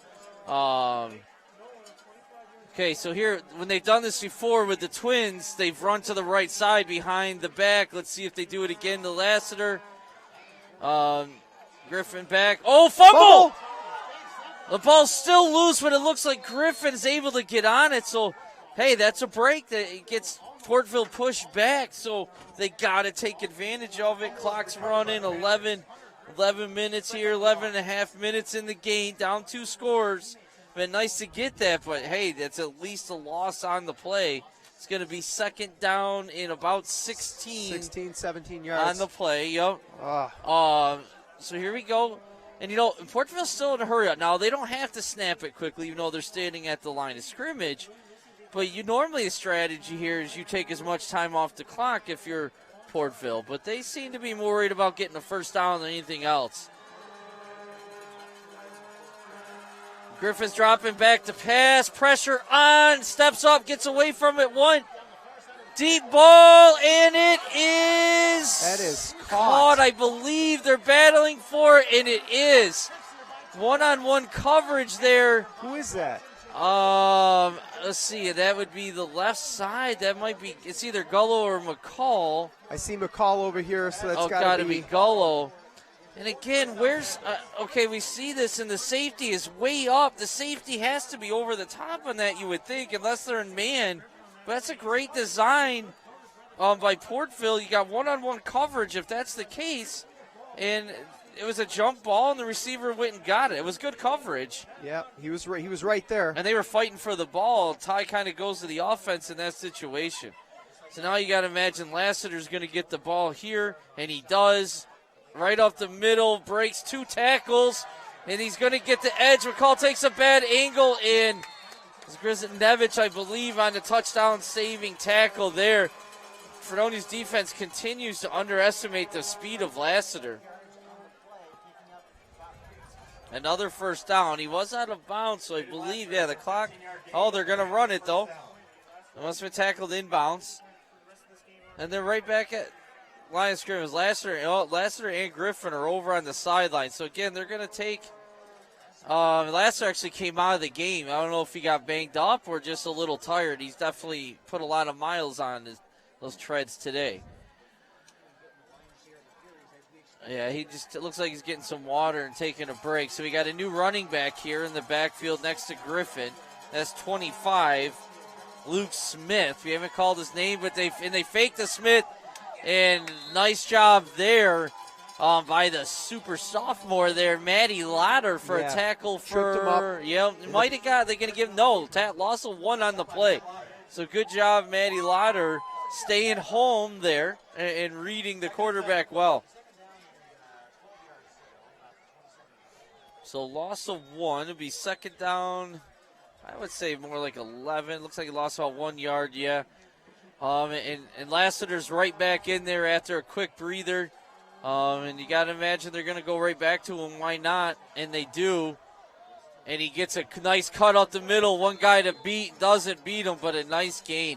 Young man's having a heck of a game. Is that Grisnevich once again, touchdown-saving tackle. So he's definitely a good tackler, but not after.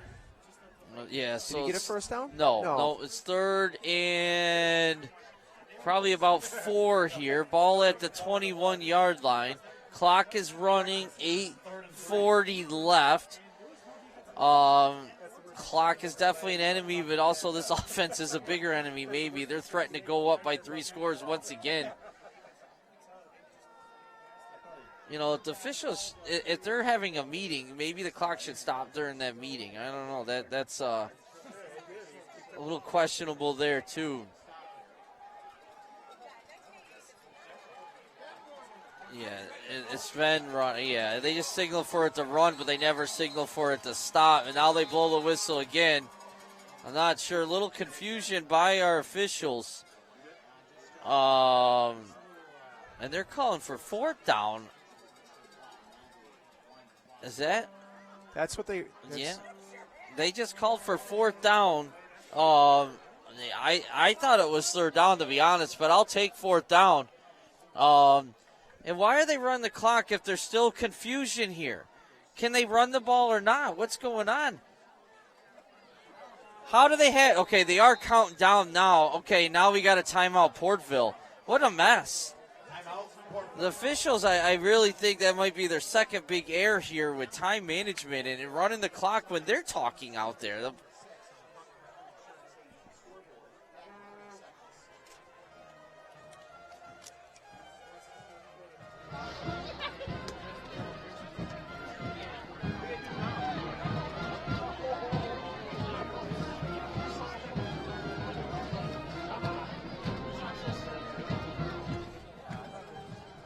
So is it 4th down? Is it 3rd down? Officials are calling for 4th down. It's 4th on the box over there. So well, they need to add about at least. I'm near certain it's 3rd down. Me too. It still says 3rd down. So the officials are calling it 4th down. Be interested to go back, look tape, see if that's right or not. But we will definitely take it. And this is a must stop for the Hillbillies. And especially for these seniors, if they expect to have any chance to have another game here at the Orange Bowl as a Fredonia Hillbilly football player, they need to stop right here, right now. Griffin is back. Lassiter to his left. Big 75 to his right. And where have they gone all day in this formation? And they need a big down right there. Oh! They faked it to Lassiter. And big Nick Whitfield gets up and knocks the pass down for the incompletion. What a great job by the right defensive end there. Way to stay focused, get his eyes On the ball and stay home. Yeah, that's hands up. I'll tell you what, though, another good call by Portville. Yeah, we expected that run to the right, too. Everybody did. Yeah. And just to have some diversity in their play calling. Fortunately for Fredonia, Nick Whitfield was there to get his hands in the air. And now Fredonia, and they're going to the spread right now. The shotgun formation, Gullo to Whitfield's right. And again, they stuck with a 2 and a quick pass. I like that. Out to Gardner, but tackled immediately. Nice open field tackle there by number 10, Blake George.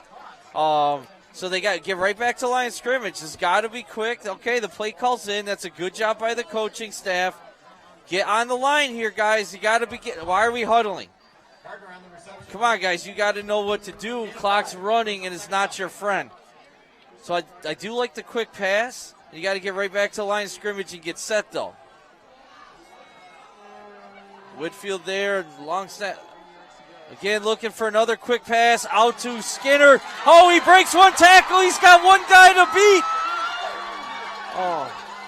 The ball is loose. Are they calling him out of bounds? They're saying out of bounds. Official motion out of bounds around the 30.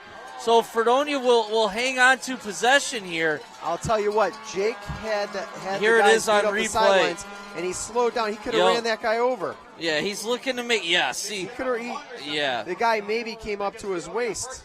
Right, absolutely. That's one of those old school same foot, same shoulders, step into him. The guy's going to bounce off him, and Skinner scores there. Or at least he's going to have to make a very difficult tackle. Either way, it's a big play. 6:49, first down in Portville territory. Back into shotgun. Whitfield takes the snap, steps up, is going to get pressure in, hang on the ball. Wow. How did he hang on that ball? He had the ball in his left hand out in the open. 2 Portville defenders bringing him down, and he didn't fumble. Talk about being gifted with big, strong hands. Yeah. Holy cow, but that's a big sack for Portville. And that might be one of those. Loss of about 7. And the clock's still running. That might be one of those plays, just throw it away, stop the clock, 2nd down and 10. Right. And it's hard to do for any quarterback, even in the pros. You see Josh Allen battling with that. But that's a tool or weapon that maybe the sophomore quarterback might want to adopt here a little bit. Pressure once again. Quick pass hit as soon as. I don't know. I think that was good. We'll watch it again here. I think throw was a little low, and I think it was great timing by the defense there. So now it's going to bring a 3rd and long, and we're going to see it here on the replay. Maybe. No, here it comes. Yep. And again, pressure right out to Whitfield gets it. We got slow-mo. That's pretty good timing to me. If he was there as a maybe half a second. So how about the slow-mo replay there, too? Right back in the spreads. Putney and Skinner to the left. Gardner and Grzanevich to the right. Whitfield steps up. He's got a man wide open, and he overthrew the pressure once again. Affects the throw. Oh, Grzanevich broke through deep, and that would have been a huge strike there with 5 minutes left. There. Yes, he was. I'd love to see that route combo because the defense lost Grzanevich. There was nowhere 10, 15 yards. Okay, Gardner sits down, and they jump Gardner on the play, and just that it's the pressure. It's hard to make that throw and getting hit in the mouth every time. So here we go. We got 4th and a mile here. And here goes Lassiter's coming on the left here. You got sophomore tackle Sean Farnham out there trying to come up. Oh, we got a flag. Might be offsides against Portville, but we'll see what the call is. Portville's celebrating, so let's see. And Whitfield doesn't look happy. So we're with 4th and a mile to 4th and eternity. Is that what's going to happen here? Officials still haven't made the call.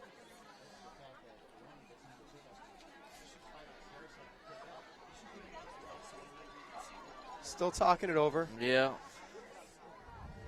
We're still talking. At least they're not running the clock this time while they're talking it over. Right. False start. Are you sure?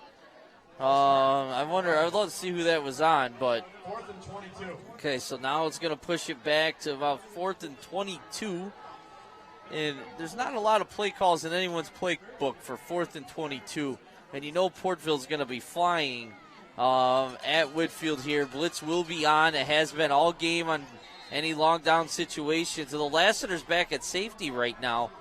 So maybe they're going to drop more. It does look like there's going to be less pressure. Let's see, you got 4 defensive. Oh, here comes the 2 linebackers. So at least they are bringing 6 once again. And they get through once again. Whitfield under pressure, sets throw. Oh, that is interference. That's got to be. That was definitely interference there early that time. Hands on the back, clear as day on, I believe that was Gardner's intended receiver, and the official does not throw the hanky, and it'll be turned over on downs. It wasn't a little bump. He displaced Here you're him in about the air. to see it. And how does Whitfield even get this ball off is beyond me. Nice job there. Great strength by the sophomore to even get that much on the throw. Hopefully we can see it. Right there, his hands are on his back before it gets there, and that definitely affected that play, without a doubt. And it could have been a call, but it was not made. 5:49, 6-20. Fredonia is down to Portville. And now you're going to get a lot of Lassiter, I would think. Yeah, Fredonia is not catching any breaks here. No. And there it is, the Lassiter out the left side. Fredonia defense is definitely there waiting for it. Good job by the interior defensive line there. Maybe a gain of 1. Gain of about 1 on the play. Second down and 9, but tick, tick, tick goes the clock. Down by 2 scores.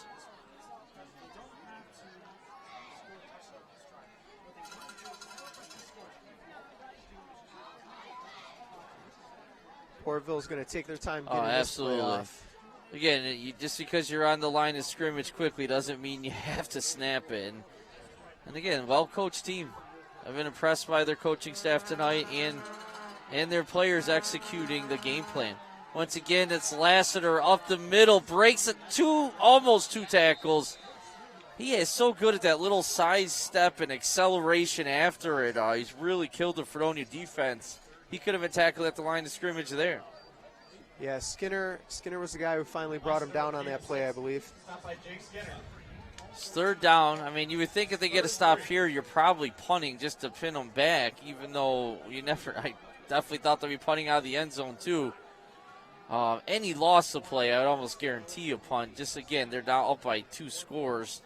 Make them go the length of the field twice with 4:27 remaining. Let's see what they come up with here. It's Lassiter to the right side. He stopped, bounces out, and he might have got the first down. I'll tell you, looked like he got it from here, but we'll see where they spot it. They're putting it right at midfield. Officials stopping the clock. Wow, and he was hit at the line of scrimmage again, Phil, and just finds a way. His feet keeps going, and his uncanny way of getting through that initial contact. It just keeps bumping his legs and breaks it out to the outside, and then he's off to the races. I mean, I've been very impressed by Lassiter. I've never seen him play. I really knew nothing about him coming into the game today, and he's only a junior. So what a game by that young man tonight. And looking like they might seal the second seed in the playoffs, beating Fredonia on the road here, unless something crazy happens. Again, that's a nice job there, and you can see Lassiter's looking for that cutback. He's looking to bounce out, and this time he had nowhere to go. Good pursuit down the line, and it looked like Lilly finished him off. Fredonia takes its first time out, 3:31 remaining here in the contest. Fredonia down by 2 scores, and really needs some sort of break, something crazy to happen here, yeah. And they've had a couple chances in the second half, and I mean, they've played a lot better football overall in the second half, but being down 3 scores at halftime and playing a good team like Portville, it's hard to come back from that. You're definitely going to have to open up your playbook a little bit and consider the clock and the score. Fredonia's really got to think about stripping the ball here. They really got to go hard for the ball, hoping to knock it loose and get a recovery. Yeah, and they got to make sure that first guy, the way Lasser has been running, gets a hold of him without a doubt. The first guy can't try to strip it because he's too good for that. But just not make contact. You got to wrap him up. Yep, hit him hard, wrap him up, and the second and third guy in, you're right, it's got to be ripping that ball. Okay, here's adjustment now. Instead of putting Gardner out wide, oh, there's twins on both sides. Scratch that. Okay, they're actually going twins on both sides here. One back with Lassiter, no tight end. And where else? Going right to Lassiter, and again, he's able to get that corner. Nice tackle by Grizinevich, but another nice run by Lassiter, and he's timeout Fredonia. He's a little banged up, and I mean, you can't blame the guy for being a little tired right now, too. I'll tell you what, that was a great tackle by Grayson, and he's not typically. He didn't start off the year as a starter on defense, has he? He was earlier, then he was taken off. It's kind of just been bounced around a little bit. Whitfield started a game or two in at safety. When Dalton Gardner was out, he was definitely playing in there. He's got great football instinct.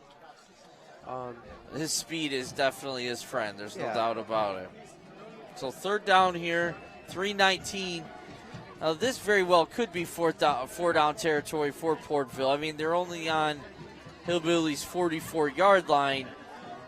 But I would be surprised, unless they lost 5 or 6 yards in this play or something, that if they don't get a first down, they're going to go for it. Yeah, I would think so. I mean, Fredonia really hasn't shown the ability to march the ball down the field, consistently yet tonight. They've had a couple plays that have gained some yards, but if I'm Portville, I'm probably going to go for it on fourth down. Yeah. I mean, you got Lassiter is out of the game after that last tackle. I don't know if he's hurt, exhausted, or a little of both. He's definitely looked a little banged up after Grizinovich took him to the ground pretty hard. The last time it was a quarterback keeper here on the zone read. Let's see what they do now. And it is another quarterback keeper. Griffin with the ball, and he is stopped short. Fredonia is going to call their final timeout here. I believe that because they called 3 just in these last 3 downs, right? So that should be their final timeout. 3:12 remaining. Fourth down. It may make a difference, too, whether Lassiter is able to come back in the game if they go for it. He is back out there, too, by the way. So let's see what they're going to do.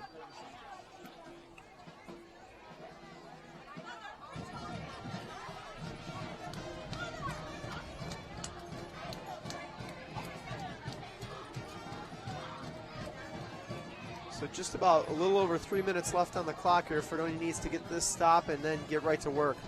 Yeah, I mean, it'd be a stop, score, onside score with your 3:12 to have any chance, and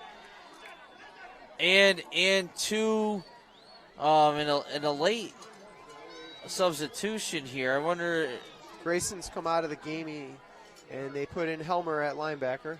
But obviously that's you would think the way Grayson was playing, it's an injury-related substitution there.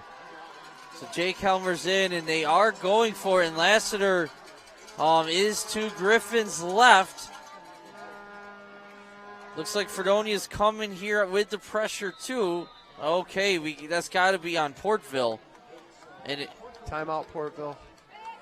Then why did he throw the flag? He must have made a mistake. The official threw the flag and then a timeout, Portville. How do you throw a flag and then timeout? I don't understand. But that's, the same official threw the flag, also signaled timeout Portville there, so he must have confused himself. Either way, it's a timeout for Portville. 3:12 remaining, 4th and 2. Ball at the 43-yard line. Fredonia down by 2 scores.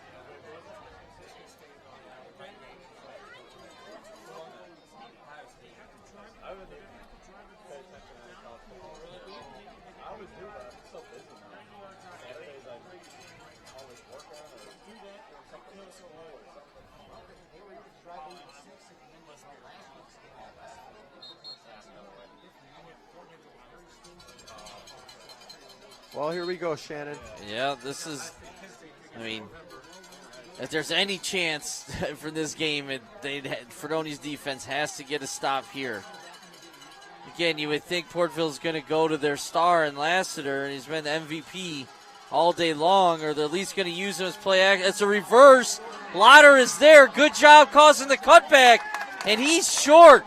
And that all started with Matt Lauder, the sophomore, with great containment there, and helping the Fredonia defense get that stop. And that's a big play. Held him up. Didn't over pursue. Right, because if he got the edge there, it's a first down easy. And having the cut back up, and they gave the rest of the team a chance to get there, and they did, stopping a 1-yard gain. So led the ball at the 41, 3:05 remaining, down 2 scores, 14 points. Got to score quick and get the ball right back. So let's see. And no timeouts remaining. Portville only has one themselves, but so they got it. They should have 2 play calls right here if they get tackled in bounds. The run right there. Here comes Portville. Pressure once again. Got completed right up the middle. Quick play. Get right to the line of scrimmage. They should already had a play call. Let's go. Let's go. Get on the line and run it. There's got to be more urgency here. I mean, there's no reason not to have the second play already called coming out of the huddle there. Let's go. Clock is not your friend. Way too much time. Gain of 8 on that last play. Whitfield to Gardner. Here comes the pressure once again. Get rid of it. The ball is loose. Scooped up by, is that Lansky that scooped it up?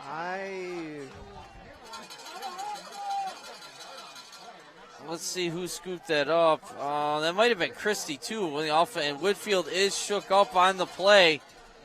And again, he's got to throw that away. They down to about 2 minutes here. Yeah, I mean, that's a huge scoop and run here. Not only recovering the fumble, but gaining yards. Snap to Whitfield. Pressure again, looking deep. He has his man, and it's dropped by Tyler Putney. He had it right in his hands. He turned to run before he brought it in. I mean, what a throw by Whitfield. He's banged up. Pressure again, just snaps his wrist, hits him on the money. And it's incomplete. Oh, what a shame.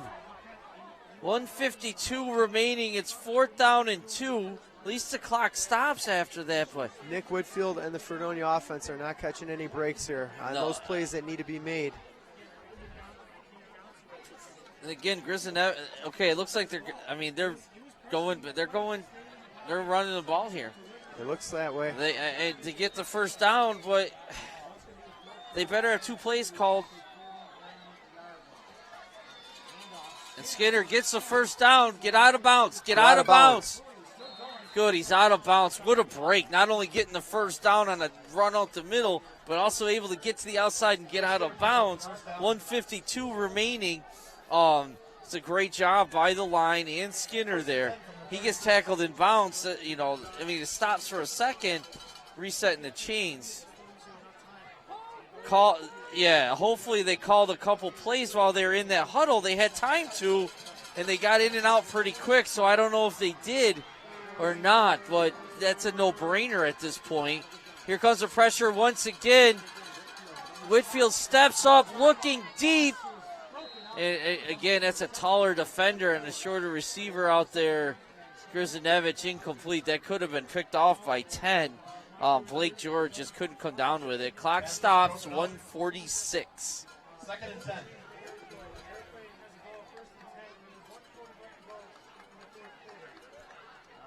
Again, hopefully it was good coverage for a deep ball. Absolutely. If Grayson could have cut it up, turned it in. Yeah, and that's tough because George has height advantage. Blake George had height advantage on him too and played good defense. So to say timeout Portville, that's going to be their final timeout, I believe, with 1:46 remaining.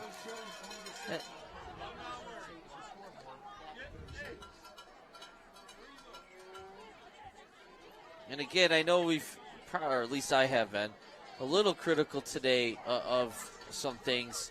But I will say Fredonia's second half has been much better than the first half. And they had some opportunities. They just couldn't quite finish. But if they played like the second half, like they played the first half, like they did the second half. It'd be a much closer game. Yeah, the score could be a little different right now, without a doubt. And Whitfield is hurting, and he's really toughing it out here for the team, but he is in a little bit of pain down there, as you can see. But he is not going to come out of the game being the competitor that he is. It's maybe almost like a hip or something where he's taking those shots as he's throwing the ball. So second down 10, 146.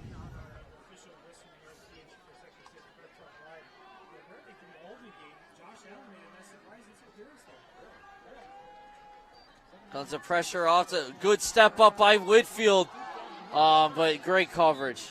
Yeah. Didn't have time really to get that type of route to develop right now with the pressure coming in. You got to have some time for a receiver to get downfield, and he didn't have it. And Portville brought two guys up to the line of scrimmage right at the last second. Just not, like you said, Shannon, not a lot of time for Skinner to get out there and run the route that he wanted to. Yeah, it's like a wheel route out there, and you have to almost parallel the line of scrimmage for a little while and get deep. Nick did a really nice job stepping up. It's too bad he didn't have a receiver shorter to hit.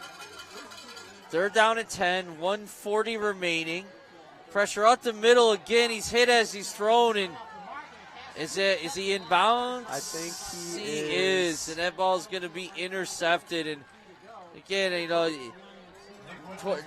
Nick Whitfield he's having desperate throws because he's under so much pressure in desperate situations, and that one's picked off. And you can't really blame the quarterback there with the pounding he's taken and how little time he's had to throw all game. So that'll, obviously be some kneel downs here. Ball was intercepted at about 3-4 yard line. So they're not going to want to kneel it in the end zones. That's the only fear that they have right now. Maybe a little, especially with their pistol formation. I wonder if they'll go under center, which we haven't seen all day. Looks like they might, and do a tight kneel down. No timeouts left by Fredonia. And some kneel downs will do it. And much better second half today, like we've said. Just too big of a deficit after the first half, be down 20-0.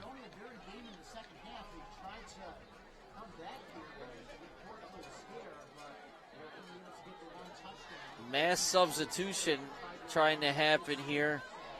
I don't get that on a kneel down. Yeah, it's. You say you played them or what have you, but.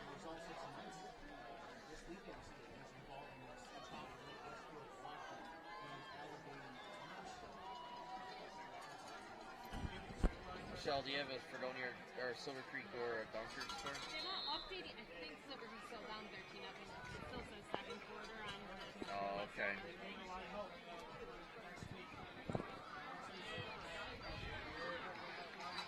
updated Dunkirk 38-36. They're losing in the fourth. They're losing in the fourth.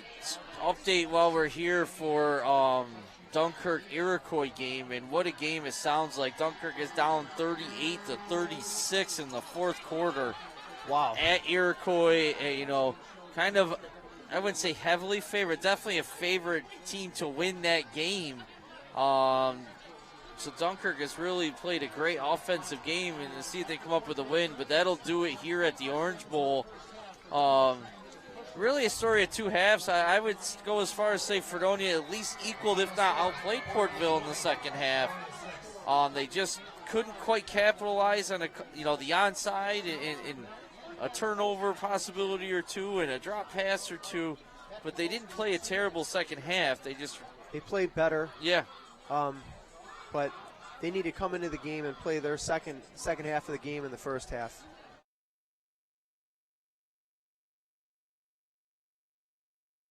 Oh, this will be their last game unless some unforeseen thing happens in the Orange Bowl, because I can't imagine, Portville's going to be the 2 seed now. Southwestern will be the 1 Fredonia will either be the 3 or possibly even the 4 seed, because remember they did lose to Allegheny Limestone the second game of the season. So I don't know where the tiebreakers and so on. I know Allegheny did lose to Portville, but if they don't lose to anyone else, and with head-to-head too, they may drop us down to the 4th seed, and obviously going on the road against either Akron or Wilson, 2 teams that have showed some great success throughout the year. Yeah, it's going to be a tough playoff run for Fredonia. Absolutely, and Portville knows it too. They wanted that home playoff game, especially driving all the way to Portville. What a disadvantage for, imagine if it is, well, it could be I guess it's going to be Silver Creek getting the 3 seed out of the north, and that's still a haul to go all the way to Portville. Silver Creek's been doing it for years, being the same league for various sports, and it is a bus ride from Silver Creek to Portville. That's a big advantage. Yeah, Portville, this is a big game for them, and they played well. They had great play call on the coaches, and their players executed. They made plays when they needed to, blocks when they needed to. Yeah, and, absolutely. You know, they got the W. Yeah, they earned it. Great game plan, they did. And great play calling, and great execution. You know, there was definitely athletes. Lassiter and his teammates made big plays when they needed to also, and made the coaches look even a little better. So hats off. I was impressed by Portville tonight. I knew they would be good, and they definitely were. All right. So unfortunately for the Hillbillies here in homecoming night, couldn't come up with the victory. But the season's not over. They clinched the playoffs last week. You know, that's why they play the games, but it's going to be a long road to make it to New Era Field in the playoffs. You're going to have to win 2 games on the road to get there, and that's not going to be easy. Well, Fredonia's huddled up. Going to have a couple words with the coaches and so on. Thanks to Chip and our camera crew. Phil, thank you. Thank you to DFT sponsoring us and buying these great cameras that have shown such great views throughout the game. Jackson Hickey did a great job on the camera, so did Hannah. It was a great telecast, I thought, tonight, and a lot better camera angles and replays and so on. So, Phil, thank you. Thank you, Shannon. So that's Shannon Davis, Phil Schrader signing out for tonight in a tough Fredonia loss.